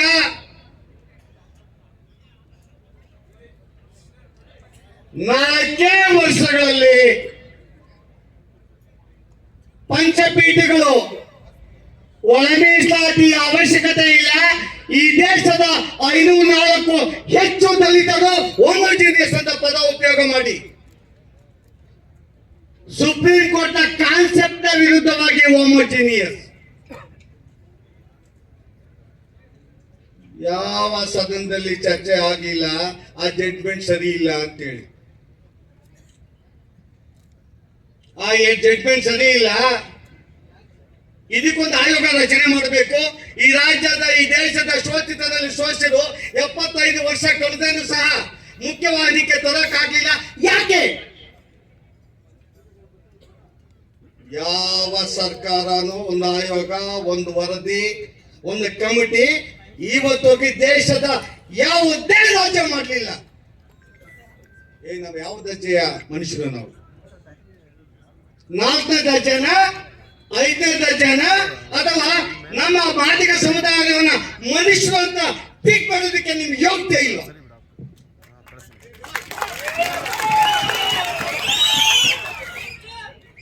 ಸ್ವಾಮಿ 2004 ಆಯಿತು.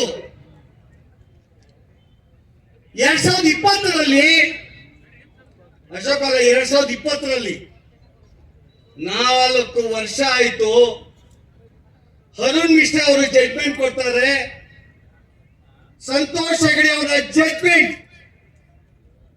ಯಾವುದೇ ರೀತಿ ಮನ್ನಣೆಗೆ ಗೌರವಕ್ಕೆ ಯೋಗ್ಯತೆ ಇಲ್ಲ ಜಡ್ಜ್ಮೆಂಟ್ ಅಂತೇಳಿ ಅರುಣ್ ಮಿಶ್ರಾ ಹೇಳ್ತಾರೆ. ಈ ದೇಶದ ಶೋಷಿತರಿಗೆ ವಿಶೇಷವಾದಂತಹ ಸವಲತ್ತನ್ನ, ವಿಶೇಷವಾದ ಮೀಸಲಾತಿಯನ್ನ ಕೊಡಲೇಬೇಕಂತೇಳಿ 20ರಲ್ಲಿ ಜಡ್ಜ್ಮೆಂಟ್ ಕೊಟ್ಟಾರಲ್ಲ, ಯಾವ ಸರ್ಕಾರನು ಚರ್ಚೆ ಮಾಡಲಿಲ್ಲ. ಅರುಣ್ ಮಿಶ್ರಾ ಅವರು ಯಾವ ವಿಷನ್ ಅಲ್ಲಿ, ಯಾವ ವರದಿಯ ಆಧಾರದ ಮೇಲೆ ಅರುಣ್ ಮಿಶ್ರಾ ಅವರ ಜಡ್ಜ್ಮೆಂಟ್ ಇದ್ದು ಆ ಪ್ಯಾನವನ್ನ ಸ್ಟಡಿ ಮಾಡಿ ಮಾತಾಡಬೇಕು ಸದನಗಳಲ್ಲಿ. ಯಾರು ಹೇಳಲಿಲ್ಲ, ಯಾರು ಮಾತಾಡ್ಲಿಲ್ಲ. ಸ್ವಾಮಿ, ಒಳ ಮೀಸಲಾತಿ ಅಂದ ತಕ್ಷಣ ಮಾದಿಗನ ಓಡಿಸ್ಕೊಂಡ್ ಬರ್ತಿರಲ್ಲ, ಒಳ ಮೀಸಲಾತಿ ಅಂದ ತಕ್ಷಣ ಮಾದಿಗನ್ ಯಾವ ಹಿಂಗೆ ಹೇಳ್ತಾ ಇದ್ದಾರೆ ಹುಚ್ಚ ಅಂತ ಹೇಳ್ತಿರಲ್ವಾ? ಒಳ ಮೀಸಲಾತಿ ದೇಶದಲ್ಲಿ ಪಂಜಾಬ್ ಅಲ್ಲಿ 1975ರಿಂದ ಒಳ ಮೀಸಲಾತಿ ಇತ್ತು.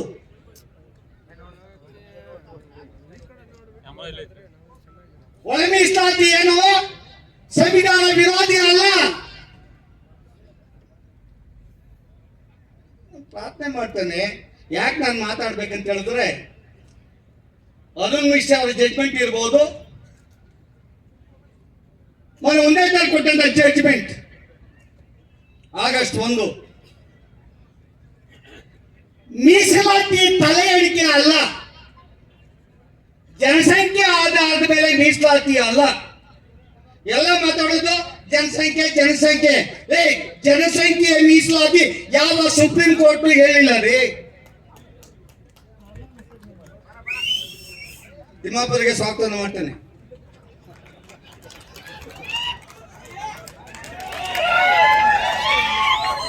ತಲೆ ಎಣಿಸಿ ಮೀಸಲಾತಿ ಅಲ್ಲ. 75 ವರ್ಷಗಳಿಂದ ದೇಶವನ್ನಾಳಂತ ಸರ್ಕಾರಗಳು ಯಾವ ವರ್ಗಕ್ಕೆ ಇನ್ನೂ ಸರ್ಕಾರ ಯೋಜನೆ ತಲುಪಲಿಲ್ಲ, ಯಾವ ವರ್ಗಕ್ಕೆ ಉದ್ಯೋಗ ಕೊಡೋ ದಿಕ್ಕಿನಲ್ಲಿ ಅವಕಾಶಗಳು ಸಿಕ್ಕಾಗ ಆ ಜನಕ್ಕೆ ಉದ್ಯೋಗ ಸಿಗ್ತಾ ಇಲ್ಲ. ಆ ಸಮಾಜವನ್ನು ಐಡೆಂಟಿಟಿ ಮಾಡಬೇಕು, ಮೀಸಲಾತಿ ಬಗ್ಗೆ ಚರ್ಚೆ ಆಗಬೇಕು. ಯಾವ ಸಮಾಜ ಜನಸಂಖ್ಯೆ ಇದ್ರೂ ಸಹ ಜಿಲ್ಲಾ ಪಂಚಾಯತಿ ತಾಲೂಕ್ ಪಂಚಾಯತಿ ಸದಸ್ಯರಾಗೋದಿಲ್ಲ. ಜನಸಂಖ್ಯೆ ಮಾಡಿದ್ರು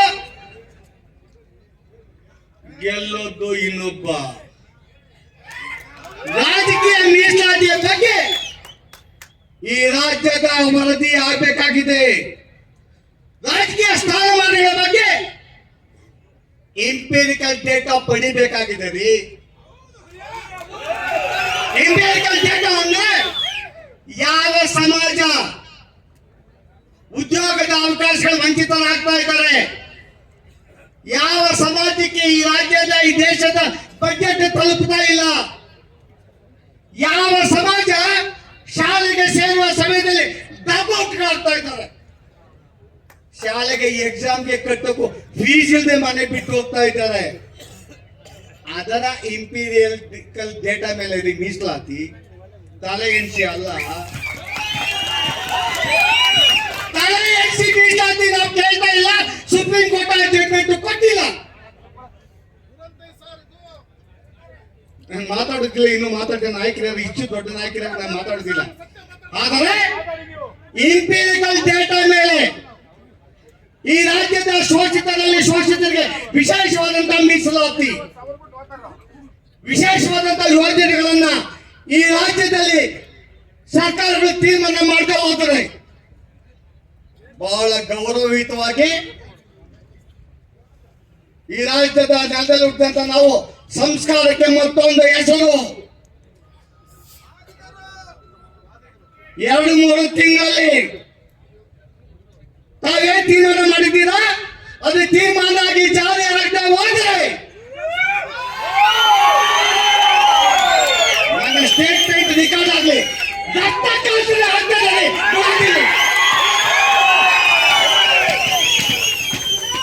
ಧನ್ಯವಾದ. ಸಿದ್ದೇದೇವ್ ಅವರಿಗೆ ಸ್ವಾಗತ ಮಾಡ್ತೇನೆ. ನೀವೇನಾದ್ರೂ ಮನೆಯಲ್ಲಿದ್ದು ಇನ್ನು 10 ವರ್ಷಗಳಲ್ಲಿ ಮೀಸಲಾತಿಗೆ ಅರ್ಜಿಯನ್ನು ಹಾಕುವ ಶಕ್ತಿ ಇರೋದಿಲ್ಲ, ಯೋಗ್ಯತೆ ಇರೋದಿಲ್ಲ. ಹೋರಾಟಕ್ಕೆ ತಾವೆಲ್ಲ ಮನೆ ಬಿಟ್ಟು ಬರಬೇಕು. 3 ತಿಂಗಳು ಆಗಲಿಲ್ಲ. ಈ ಮಾದಿಗರ ಹೋರಾಟವನ್ನ ಎಲ್ಲಿಸಬೇಕಾಗ್ತದೆ ಅಂತೇಳಿ ಈ ಕಾರ್ಯಕ್ರಮಕ್ಕೆ ಹೆಚ್ಚಿಗೆ ನೀಡಿ ವೇದಿಕೆ ಮೇಲೆ ತಗೊಂಡ ಎಲ್ಲ ನಾಯಕ ನಮ್ಮ ಮಾತನ್ನು ಮುಗಿಸ್ತಾ ಇದ್ದೀನಿ. ತುಳಿತಕ್ಕೆ ಒಳಗಾದಂತಹ ಜನಗಳ ಪರವಾಗಿ ಅಂಬೇಡ್ಕರ್ ಅವರು ಧ್ವನಿಯನ್ನ ಎತ್ತಿದ್ರು. ಆ ತುಳಿತಕ್ಕೆ ಒಳಗಾದಂತಹ ಸಮುದಾಯದಲ್ಲಿ ಬಹಳ ಹಿಂದುಳಿದ ವರ್ಗಗಳೇನಿದೆ, ಆ ವರ್ಗಗಳಿಗೆ ಜನಸಂಖ್ಯೆ ಆಧಾರದಲ್ಲಿ ಪ್ರಾತಿನಿಧ್ಯ ಸಿಗಬೇಕು ಅನ್ನೋದು ಪ್ರಮುಖವಾಗಿ. ಈಗ ಇದೇನು ಇವತ್ತಿಂದ ಅಲ್ಲ, ಬಹಳ ವರ್ಷಗಳಿಂದ ನಡೀತಾ ಇದೆ ಈ ಹೋರಾಟ. ಅಂದ್ರೆ ಈಗ ಅದು 20-30 ವರ್ಷ ಹಿಂದೆ ಇರೋದಕ್ಕೂ ಇವತ್ತು ಅದು ಅಂತಿಮ ಘಟ್ಟಕ್ಕೆ ಬಂದ್ಬಿಟ್ಟಿದೆ. ಈಗ ಅಂತಿಮ ಘಟ್ಟ. ಈಗ ಅಂತಾರಲ್ಲ, ಕೊನೆ ಇನ್ನೇನು ನಾವು ರನ್ನಿಂಗ್ ರೇಸ್ ಮಾಡಿ ಇನ್ನೇನು ಆ ಗೆರೆ ದಾಟ್ಬೇಕಲ್ಲ, ಅಲ್ಲಿಗೆ ಬಂದಿದೆ. ಈಗೇನಾರ ಯಾಮಾರಿದ್ರೆ ಇನ್ಯಾವತ್ತೂ ಸಿಗಲ್ಲ. ಈಗ ರೀಚ್ ಮಾಡಲೇಬೇಕು, ಆ ಗೆರೆ ದಾಟಲೇಬೇಕು. ಆ ರೀತಿಯಾದಂತ ಒಂದು ಹೋರಾಟ ಇದು. ಅದಕ್ಕೋಸ್ಕರ ಹಿಂದೆ ನಮ್ಮ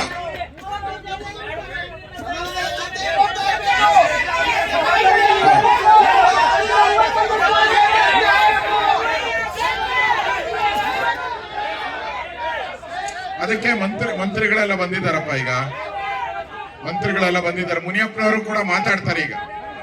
ಈಗ 1 ನಿಮಿಷ ಸರ್. ನಮ್ಮ ಸರ್ಕಾರ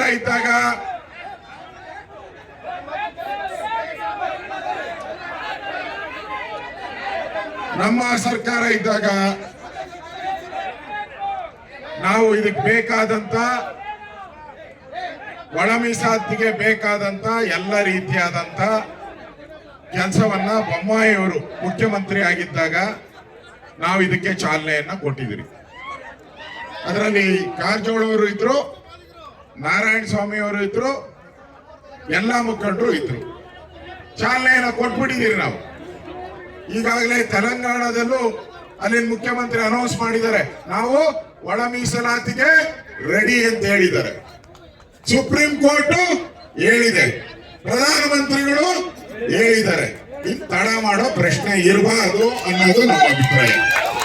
ಅದಕ್ಕೋಸ್ಕರ ನಮ್ಮ ಗೌರವಾನ್ವಿತ ಸಚಿವರು ಬಂದಿದ್ದಾರೆ. ಈ ಒಳ ಮೀಸಲಾತಿ ಪರವಾಗಿರುವಂತ ಮುನಿಯಪ್ಪನವರು ಬಂದಿದ್ದಾರೆ, ಮಹಾದೇವಪ್ಪನವರು ಬಂದಿದ್ದಾರೆ. ಅವರೆಲ್ಲರೂ ಇದರ ಪರವಾಗಿ ಸರ್ಕಾರದಲ್ಲಿ ಮಾತಾಡಿ ಈ ಅಂತಿಮ ಘಟ್ಟಕ್ಕೆ ಬಂದಿರುವಂತಹ ವಿಚಾರವನ್ನ, ಇಷ್ಟೊಂದು ದೊಡ್ಡ ಹೋರಾಟ ಬೆಳಗಾವಿಯಲ್ಲಿ ನಡೀತಾ ಇದೆ, ಈ ಹೋರಾಟಕ್ಕೆ ಏನಾದರೂ ಕಳೆ ಬರಬೇಕಾದ್ರೆ, ಈ ಹೋರಾಟಕ್ಕೆ ಒಂದು ತೀರ್ಪು ಬರಬೇಕಾದ್ರೆ ಇದು ತೀರ್ಮಾನ ಆಗಲೇಬೇಕು. ಹಾಗೆ ಆಗುತ್ತೆ. ಆ ರೀತಿ ವಾತಾವರಣ ಬಂದಿದೆ. ಈಗ ಎಲ್ಲ ದೇಶದಲ್ಲಿ ಎಲ್ಲ ಕಡೆನೂ ಆ ರೀತಿ ವಾತಾವರಣ ಇದೆ. ಅದಕ್ಕೋಸ್ಕರ ನಾನು ನಿಮ್ಮೆಲ್ಲರ ಪರವಾಗಿ ನಮ್ಮ ರಾಜ್ಯ ಸರ್ಕಾರಕ್ಕೆ ವಿನಂತಿಯನ್ನ ಮಾಡ್ತಾ ಇದ್ದೀನಿ. ಬೇಗ ಇದಕ್ಕೆ ಒಂದು ತೀರ್ಮಾನ ಮಾಡುವಂತದಕ್ಕೆ ಒಂದು ಕ್ರಮವನ್ನ ರಾಜ್ಯ ಸರ್ಕಾರ ಅತಿ ಶೀಘ್ರದಲ್ಲಿ ತೆಗೆದುಕೊಳ್ಬೇಕು ಅಂತ ಹೇಳಿ ನಿಮ್ಮೆಲ್ಲರ ಪರವಾಗಿ ಅವರಿಗೆ ವಿನಂತಿಯನ್ನ ಮಾಡಿ ನನ್ನ ಮಾತನ್ನು ಮುಗಿಸ್ತಾ ಇದ್ದೀನಿ. ಧನ್ಯವಾದಗಳು. ಪ್ರಶ್ನೆ ಮಾಡಿ ಒಬ್ರು ಹಿರಿಯ ಸಚಿವರು ನನ್ನ ಹತ್ರ ಕೇಳಿದ್ರು, ಹರಿಯಾಣ ಸರ್ಕಾರ ಅನುಷ್ಠಾನ ಮಾಡಿದೆ ಅಂತ ಹೇಳಿದಿರಲ್ಲ ಅಂತ ಹೇಳಿದ್ರು. ಹೌದು, ಅನುಷ್ಠಾನ ಮಾಡಿದೆ, ಈಗಾಗಲೇ ಘೋಷಣೆ ಮಾಡಿದ್ದಾರೆ, ನಾನು ಪೇಪರ್ ಓದಿದ್ದೀನಿ ಅಂತ ಹೇಳಿದೆ. ಕಾರಜೋಳ ಸಾಹೇಬ್ರೆ ಅವ್ರು ಹೇಳಿದ್ರು, ನೀವೇ ಯಾವಾಗ ಮಾಡ್ತೀರಿ? ಮಾಧುಸ್ವಾಮಿ ಅವರು ಕೊಟ್ಟಂತ ಸಂಪುಟದ ಉಪ ಸಮಿತಿ ತೀರ್ಮಾನ ಈಗಾಗಲೇ ಕಳಿಸ್ಕೊಟ್ಟಿದೀವಲ್ಲ ಕೇಂದ್ರ ಸರ್ಕಾರಕ್ಕೆ, ಇದ್ರ ಬಗ್ಗೆ ನಿಮ್ದೇನಾದ್ರು ತಕರಾರು ಇದೆಯಾ ಅಂತ ಕೇಳಿದೆ ನಾನು ಸಮಯ. ಅವ್ರು ಹೇಳಿದ್ರು, ನಿಮ್ಗೆ ಏನಾದ್ರು ತಕರಾರು ಇದ್ರೆ ಆ ತಕರಾರು ಏನಾದ್ರು ಇದ್ರೆ ಹೇಳಿ, ನಿಮ್ಗೆ ಏನಾದ್ರು ತಕರಾರು ಇದೆಯಾ ಅಂತ ನಾನು ಪಕ್ಕದಲ್ಲಿ ಕೂತ್ಕೊಂಡು ಕೇಳಿದೆ. ಒಬ್ರು ಹಿರಿಯ ಸಚಿವರು ಅವ್ರೇನ್ ಹೇಳಿದ್ರು, ಸೆನ್ಸಸ್ ರಿಪೋರ್ಟು ಅಂದ್ರು. ನಾನು ಹೇಳಿದೆ, ಆಂಜನೇಯ ಅವರು ಮಂತ್ರಿ ಇದ್ದಾಗ 100 ಕೋಟಿ ರೂಪಾಯಿ ಖರ್ಚು ಮಾಡಿ ರಿಪೋರ್ಟ್ ತರಿಸ್ಕೊಂಡಿದ್ರಲ್ವಾ ಅಂತಂದೆ. ನಾನು ಮತ್ತೆ ಪ್ರಶ್ನೆ ಮಾಡಿದೆ, ಎಲ್ಲ ಖಾಸಗಿ ಮಾತುಕತೆ, ಒಂದು ನಿಮಿಷ, ಖಾಸಗಿ ಮಾತುಕತೆ. ಅವಾಗ ಅವ್ರನ್ನ ಪ್ರಶ್ನೆ ಮಾಡಿದೆ. ಅವಾಗ ಅವ್ರು ಹೇಳಿದ್ರು, ಅದು ಸರ್ವೆ ಸಕ್ಸಸ್ ಅಲ್ಲ ಅಂತ ಹೇಳಿದ್ರು. ನನಗೆ ಆತಂಕ ಇದೆ, ಅವರ ಮನಸ್ಸಿನಲ್ಲಿ ಇಚ್ಛಾಶಕ್ತಿಯ ಕೊರತೆ ಕಾಣ್ತಾ ಇತ್ತು. ಅದಕ್ಕೆ ನಿಮ್ ಜವಾಬ್ದಾರಿ. ನಾವು ಯಾರಿಗೂ ಅನ್ಯಾಯ ಮಾಡಿಲ್ಲ, ನಾವು ಲಂಬಾಣಿ ಅವರಿಗೂ ಅನ್ಯಾಯ ಮಾಡಿಲ್ಲ, ಬೋವಿಗಳಿಗೂ ಅನ್ಯಾಯ ಮಾಡಿಲ್ಲ, ಕೊರಚ ಕರ್ಮೋಗರಿಗೂ ಅನ್ಯಾಯ ಮಾಡಿಲ್ಲ, ಬಲಗೈಗೂ ಅನ್ಯಾಯ ಮಾಡಿಲ್ಲ, ಎಡಗೈಗೂ ಅನ್ಯಾಯ ಮಾಡಿಲ್ಲ, ಇತರೆ ವರ್ಗದವರಿಗೂ ಅನ್ಯಾಯ ಮಾಡಿಲ್ಲ. ಹಾಗಾಗಿ ನಮ್ಮ ವಿನಂತಿ ಇಷ್ಟೇ, ನಾವು ಯಾರಿಗೂ ಅನ್ಯಾಯ ಮಾಡ್ದಲೇನೆ ಅಳದು ತೂಗಿ ನ್ಯಾಯ ಕೊಡೋ ಕೆಲಸ ಮಾಡಿದೀವ ಇಲ್ವಾ? ಅದನ್ನ ಅನುಷ್ಠಾನ ಮಾಡಿ ಒಂದೇ ಒಂದು ಬೇಡಿಕೆ, ಅದನ್ನು ಅನುಷ್ಠಾನ ಮಾಡಿ ಮೀಸಲಾತಿ ಹೇಗೆ ನ್ಯಾಯಯುತನೋ ಒಳ ಮೀಸಲಾತಿಯು ಕೂಡ ಅಷ್ಟೇ ನ್ಯಾಯಯುತ. ಸರಳ ಸಂಸ್ಕೃತಿ ಬಡಿಸಿದವರಿಗೆ ಬಡಿಸೋದನ್ನ ಒಪ್ಪುತ್ತಾ? ಸರಳ ಸಂಸ್ಕೃತಿ ಹಸಿದವರಿಗೆ ಊಟ ಹಾಕು ಅಂತ ಹೇಳುತ್ತೆ. ಹಾಗಾಗಿ ಒಳ ಮೀಸಲಾತಿಯು ಕೂಡ ಎಲ್ಲರಿಗೂ ನ್ಯಾಯ ಕೊಡಬೇಕು ಅನ್ನುವಂತ ಸಾಮಾಜಿಕ ನ್ಯಾಯದ ಹಿನ್ನೆಲೆಯಲ್ಲಿ ಹೇಳಿರ್ತಕ್ಕಂಥದ್ದು. ಸುಪ್ರೀಂ ಕೋರ್ಟ್ ಕೂಡ ಅದನ್ನೇ ಎತ್ತಿ ಹಿಡಿದಿದೆ. ಇನ್ನೇನು ದಾರಿ ಇಲ್ಲ, ವಿಳಂಬ ಬೇಡ. ಜೀವನದಲ್ಲಿ ರಿಸ್ಕ್ ತಗೋಬೇಕಾಗುತ್ತೆ, ನ್ಯಾಯ ಕೊಡಬೇಕು ಅಂದಾಗ ರಿಸ್ಕ್ ತಗೋಬೇಕಾಗುತ್ತೆ. ಅಂಬೇಡ್ಕರ್ ಅವ್ರು ರಿಸ್ಕ್ ತಗೊಂಡ್ರ ಇಲ್ವಾ? ಅವ್ರು ರಿಸ್ಕ್ ತಗೊಂಡಿದ್ರಿಂದ ನಮಗೆ ಇವತ್ತು ಸಂವಿಧಾನ ಮತ್ತು ಮೀಸಲಾತಿ ಸಿಕ್ಕಿದೆ. ನಾವು ರಿಸ್ಕ್ ತಗೊಂಡ್ರೆ ಒಂದ್ ಚುನಾವಣೆಯಲ್ಲಿ ಗೆಲ್ಬಹುದು, ಒಂದ್ ಚುನಾವಣೆಯಲ್ಲಿ ಸೋಲ್ಬಹುದು. ಆದ್ರೆ ನ್ಯಾಯ ಕೊಟ್ಟಿವಿ ಅನ್ನುವಂತ ಒಂದು ತೃಪ್ತಿ ಇರುತ್ತೆ. ಅದಕ್ಕಾಗಿ ಆ ನ್ಯಾಯ ಕೊಡುವ ಕೆಲಸವನ್ನ ಮಾಡಬೇಕು ಅಂತ ವಿನಂತಿ ಮಾಡಿ, ಇನ್ನೂ ವಿಳಂಬ ಮಾಡಿದ್ರೆ ಜನ ಆಕ್ರೋಶ ಕಟ್ಟ ಹೊಡೆಯುತ್ತೆ. ಜನ ಆಕ್ರೋಶಕ್ಕೆ ಅವಕಾಶ ಕೊಡಬಾರ್ದು ಅಂತಿದ್ರೆ ಹಿರಿಯ ಸಚಿವರೆಲ್ಲರೂ ಬಂದಿದ್ದೀರಿ, ನಿಮ್ಮ ಮಾತನ್ನ ಮೀರುವ ತಾಕತ್ತು ಬೇರೆಯವರಿಗಿದೆ ಅಂತ ನನಗೆ ಅನಿಸ್ತಾ ಇಲ್ಲ. ನ್ಯಾಯ ಕೊಡುವ ಕೆಲಸ ಮಾಡಿ ಅಂತ ಹೇಳಿ ವಿನಂತಿ ಮಾಡಿ, ಈ ನ್ಯಾಯಯುತವಾದ ಹೋರಾಟಕ್ಕೆ ಸದನದ ಒಳಗೆ ಸದನದ ಹೊರಗೆ ನಿಮ್ ಜೊತೆಗೆ ಇರ್ತೀವಿ ಅಂತಕ್ಕಂಥ ಮಾತನ್ನ ಹೇಳಿ ನನ್ನ ಮಾತು ಮುಗಿಸ್ತೇನೆ. ಭಾರತ್ ಮಾತಾ ಕಿ.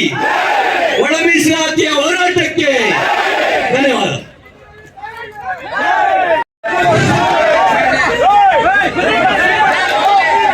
ಈಗ ಮಾಜಿ ಉಪಮುಖ್ಯಮಂತ್ರಿಗಳು, ಸಮುದಾಯದ ಚಿಂತಕರು, ಚಿತ್ರದುರ್ಗ ಲೋಕಸಭಾ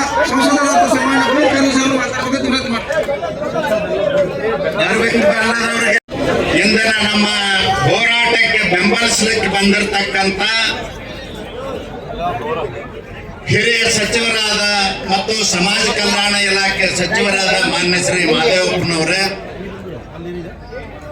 KH ಮುನಿಯಪ್ಪನವರೇ, ಸತೀಶ್ ಜಾರಕಿಹೊಳಿ ಅವರೇ, ತಿಮ್ಮಾಪುರ್ ಅವರೇ, ವೇದಿಕೆ ಮೇಲೆ ಆಸೀನರಾಗಿರ್ತಕ್ಕಂಥ ಎಲ್ಲ ಶಾಸಕ ಸಹೋದರರೇ, ಈ ಹೋರಾಟದಲ್ಲಿ ಭಾಗವಹಿಸಿರ್ತಕ್ಕಂಥ ಅಣ್ಣ ತಮ್ಮಂದಿರ, ಅಕ್ಕ ತಂಗಿಯರೇ, ಮಾಧ್ಯಮದ ಮಿತ್ರರೇ, ನನ್ನ ಎರಡು ಪ್ರಶ್ನೆ ಅದ. ದಯವಿಟ್ಟು ಎಲ್ಲರೂ ಶಾಂತ ರೀತಿಯಿಂದ ಕೇಳ್ರಿ, ಕೂಗಾಡಬೇಡ್ರಿ, ಚಪ್ಪಾಳಿ ಹೊಡಿಬೇಡ್ರಿ.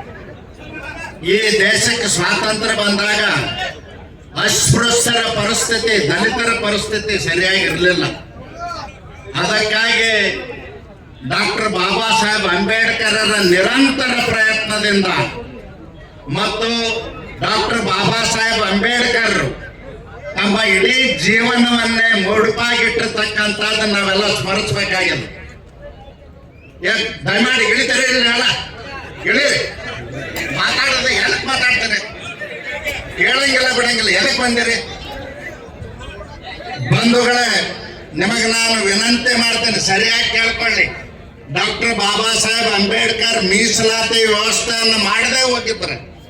ಮುನಿಯಪ್ಪನವರಾಗ್ಲಿ, ಮಹಾದೇವಪ್ಪನವರಾಗ್ಲಿ, ತಿಮ್ಮಾಪುರ್ ಅವರಾಗ್ಲಿ, ನಾವು ಯಾರು ಈ ವೇದಿಕೆ ಮೇಲೆ ಕುಂದಿರ್ಲಿಕ್ಕೆ ಸಾಧ್ಯ ಇದ್ದಿದ್ದಿಲ್ಲ.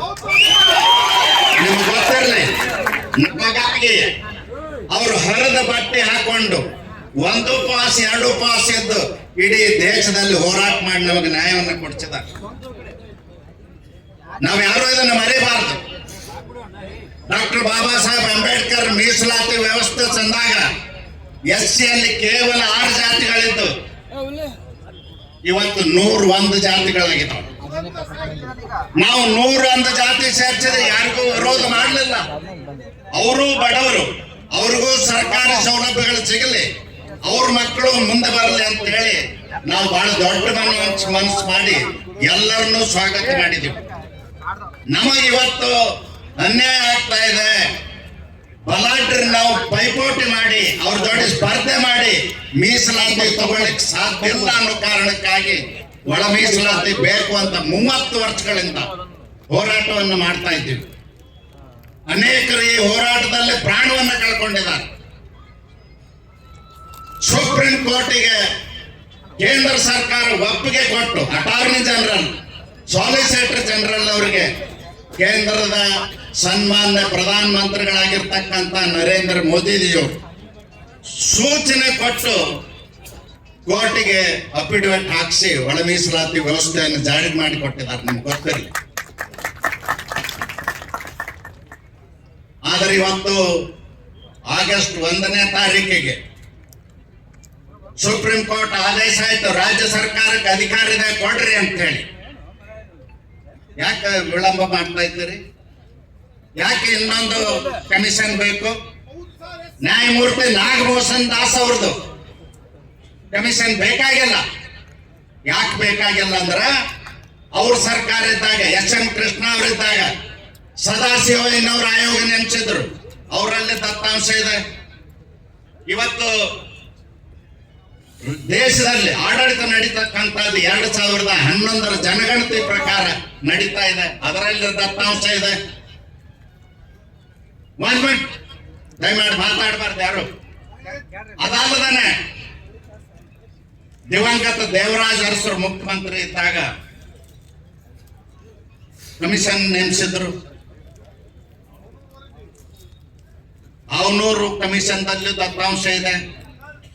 ಮಹಾದೇವಪ್ಪನವ್ರಿಗೆ ನೆನಪು ಮಾಡಿಕೊಡ್ತೇನೆ, ಮೈಸೂರು ಅರಸರ ಕಾಲದಲ್ಲಿ ಮಿಲ್ಲರ್ ಕಮಿಷನ್ ಇದ್ದಾಗೂ ಕೂಡ ದತ್ತಾಂಶ ಇದೆ. ಮತ್ತೇನು ದತ್ತಾಂಶ ಬೇಕು ನಿಮಗೆ? ಯಾತಕ್ಕಾಗಿ ದತ್ತಾಂಶ ಬೇಕು? ಈ ಕುಂಟ ನೆಪ ನಿಮ್ಮ ಸರ್ಕಾರ ಹೇಳಬಾರ್ದು. ನೀವು ಇವರಿಗೆ ಮೋಸ ಮಾಡಿದಂಗಾಗ್ತದೆ. ನೀವು 2023 ಚುನಾವಣೆ ಒಳಗೆ ನಿಮ್ಮ ಪ್ರಣಾಳಿಕೆ ತೆಗೆದು ಓದಿ. ಏನ್ ಹೇಳಿದ್ರಿ? ನಮಗೆ ಅಧಿಕಾರ ಕೊಡಿ. ಮೊದಲನೇ ಕ್ಯಾಬಿನೆಟ್ ನಲ್ಲಿ ಒಳ ಮೀಸಲಾತಿ ಜಾರಿಗೆ ತರ್ತೀವಿ ಅಂದ್ರೆ 1.5 ವರ್ಷ ಆಯ್ತು. ಇವತ್ತು ಕುಂಟ ನೆಪ ಹೇಳ್ತೇನೆ, ಇದನ್ನ ನಾವು ಒಪ್ಲಿಕ್ಕೆ ಸಾಧ್ಯ ಇಲ್ಲ. ಅದಕ್ಕೆ ನಾನು ಹೇಳ್ತೇನೆ, ಇದಕ್ಕೆ ಯಾರ್ದಾದ್ರೂ ತಕರಾರು ಇದ್ರ ಸತೀಶ್ ಜಾರಕಿಹೊಳಿ ಅವರ ದಯವಿಟ್ಟು ಕೇಳ್ಬೇಕು ಸಾವುಕಾರ. ಯಾರ್ದಾದ್ರೂ ತಕರಾರು ಇದ್ರ ನಾ ಹೇಳಿ ಮೊದ್ಲ ನಾ ಮಾತಾಡಕ್ ಕೂಗಾಡೋದು ಚೇರಾಡೋದು ಏನು ಮಾಡ್ಬಾರ್ದು. ಯಾರ್ದಾದ್ರೂ ತಕರಾರಿದ್ರೆ ಯಾರಿಗೆ ಬೇಡ ಅವ್ರಿಗೆ ಬಿಟ್ಬಿಡಿ. ನಮಗ 6% ಮಾದಿಗರು, ಸಮಗಾರರು, ಗೌರರು, ಮಚಗಾರರು ಮತ್ತು ನಕ್ಕಲಿಗರು ನಮಗ್ ಕೊಟ್ಬಿಡಿ. 6% ತಗೊಂಡು ನಾವು ನೆಮ್ಮದಿಯಿಂದ ಇರ್ತೀವಿ. ನಮ್ಮ ಪಾಲ್ ನಮಗ್ ಕೊಟ್ಬಿಡಿ. ಉಳಿದವ್ರು ನಿಮ್ಗೆ ಹೊಟ್ಟಿಗೆ ಇಟ್ಕೊಳ್ರಿ, ಬೇಕಂದ್ರೆ ಕೊಡ್ರಿ. ಅವ್ರು ಯಾವಾಗ ಕೇಳ್ತಾರ ಅವತ್ತು ಕೊಡ್ರಿ, ಕೊಡದೇ ಇದ್ರೆ ಬಿಡ್ರಿ. ನಮ್ಮ ಇವತ್ತು ನಾರಾಯಣ ಸ್ವಾಮಿ ಮಾತಾಡುವಾಗ 3 ತಿಂಗಳ ಹೇಳಿ ತಪ್ಪು ಮಾಡಿದ್ರಿ. ನಾವ್ ಇವತ್ತು ಎದ್ದು ಹೋಗೋದಿಲ್ಲ ಅಂತ ಬಂದಿದ್ದಾರೆ. ಅಧಿವೇಶನ ಬಿಡಿ, ಎದ್ದು ಹೋಗ್ಬಾರ್ದು. ಸತ್ರು ಇಲ್ಲೇ ಸಾಯ್ಬೇಕು ಅಂತ ನಾನು ಹೇಳ್ತೇನೆ. ಇವತ್ತು ನಾವು ಯಾರು ಮುಲಾಜಕ್ಕಾಗಿ, ಯಾರು ವಿಡೇ ಮುರುವತ್ತಿಗಾಗಿ ಬೇಕಾಗಿಲ್ಲ. ಇವತ್ತು ಸುಪ್ರೀಂ ಕೋರ್ಟ್ ಆದೇಶ ಆಗಿದೆ. ಒಂದು ಕಾಲದಲ್ಲಿ 341 ಆರ್ಟಿಕಲ್ ಅಮೆಂಡ್ಮೆಂಟ್ ಅಂತ ಹೇಳಿದ್ರಿ, ಬೇಕಾಗಿಲ್ಲ. ಸುಪ್ರೀಂ ಕೋರ್ಟ್ ಆರ್ಡರ್ ಆಯ್ತು. ಯಾಕೆ ಕೊಡ್ಲಿಕ್ಕೆ ಆಗುದಿಲ್ಲ? ಅದಕ್ಕೆ ನಾನು ಹೇಳ್ತೇನೆ, ಇವತ್ತು ನಾರಾಯಣ ಸ್ವಾಮಿ ಬಾಯಿಂದ ತಪ್ಪಿ ಅವ್ರಿಗೆ 3 ತಿಂಗಳೊಳಗಾಗಿ ಮಾಡದೇ ಇದ್ರ ಅಂದಾರ. ಅದಕ್ಕೆ ನಾ ಹಿಂದೆ ಹೋಗೋ ಪ್ರಶ್ನೆ ಇಲ್ಲ. ನಾನು ಹೇಳ್ತೇನೆ, ನಿಮಗೆ ನಾನು ವಿನಂತಿ ಮಾಡ್ತೇನೆ, ಸಾಮಾಜಿಕ ನ್ಯಾಯಕ್ಕೆ ನಿಮ್ಮ ಸರ್ಕಾರ ಬದ್ಧಾಗಿದ್ರೆ, ಮುನಿಯಪ್ಪನವ್ರೆ, ಸಾಮಾಜಿಕ ನ್ಯಾಯಕ್ಕೆ ನಿಮ್ಮ ಸರ್ಕಾರ ಬದ್ಧಾಗಿದ್ರೆ ಇದೇ ಅಧಿವೇಶನದಲ್ಲಿ ಹೇಳು.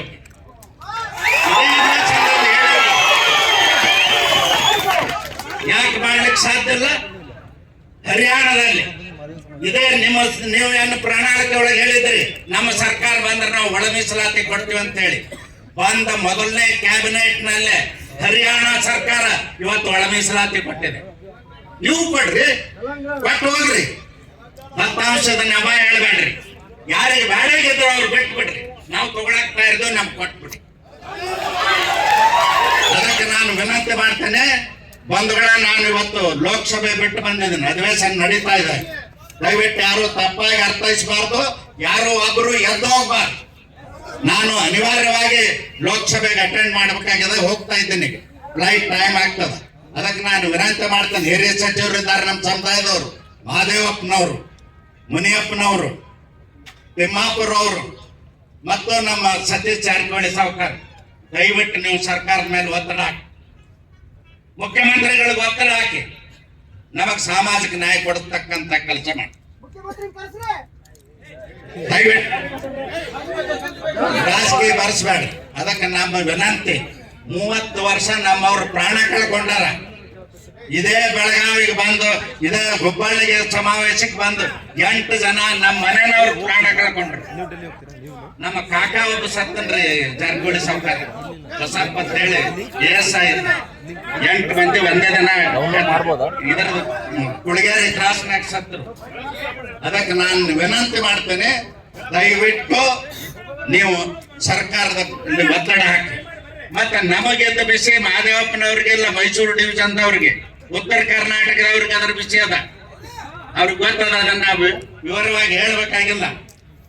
ನಾನು ಬಾಜು ಕೂತು ಹೇಳಿದ್ದೀನಿ, ಮತ್ತೆ ಅವ್ರು ನನಗಿಂತಲೂ ಹೆಚ್ಚು ಆ ವಿಷಯದಲ್ಲಿ ಗೊತ್ತದ. ಅದಕ್ಕೆ ನಾನು ವಿನಂತಿ ಮಾಡ್ತೀನಿ, ದಯವಿಟ್ಟು ನಮ್ಮ ಭಾವನೆ ಅರ್ಥ ಮಾಡ್ಕೊಳ್ಳಿ.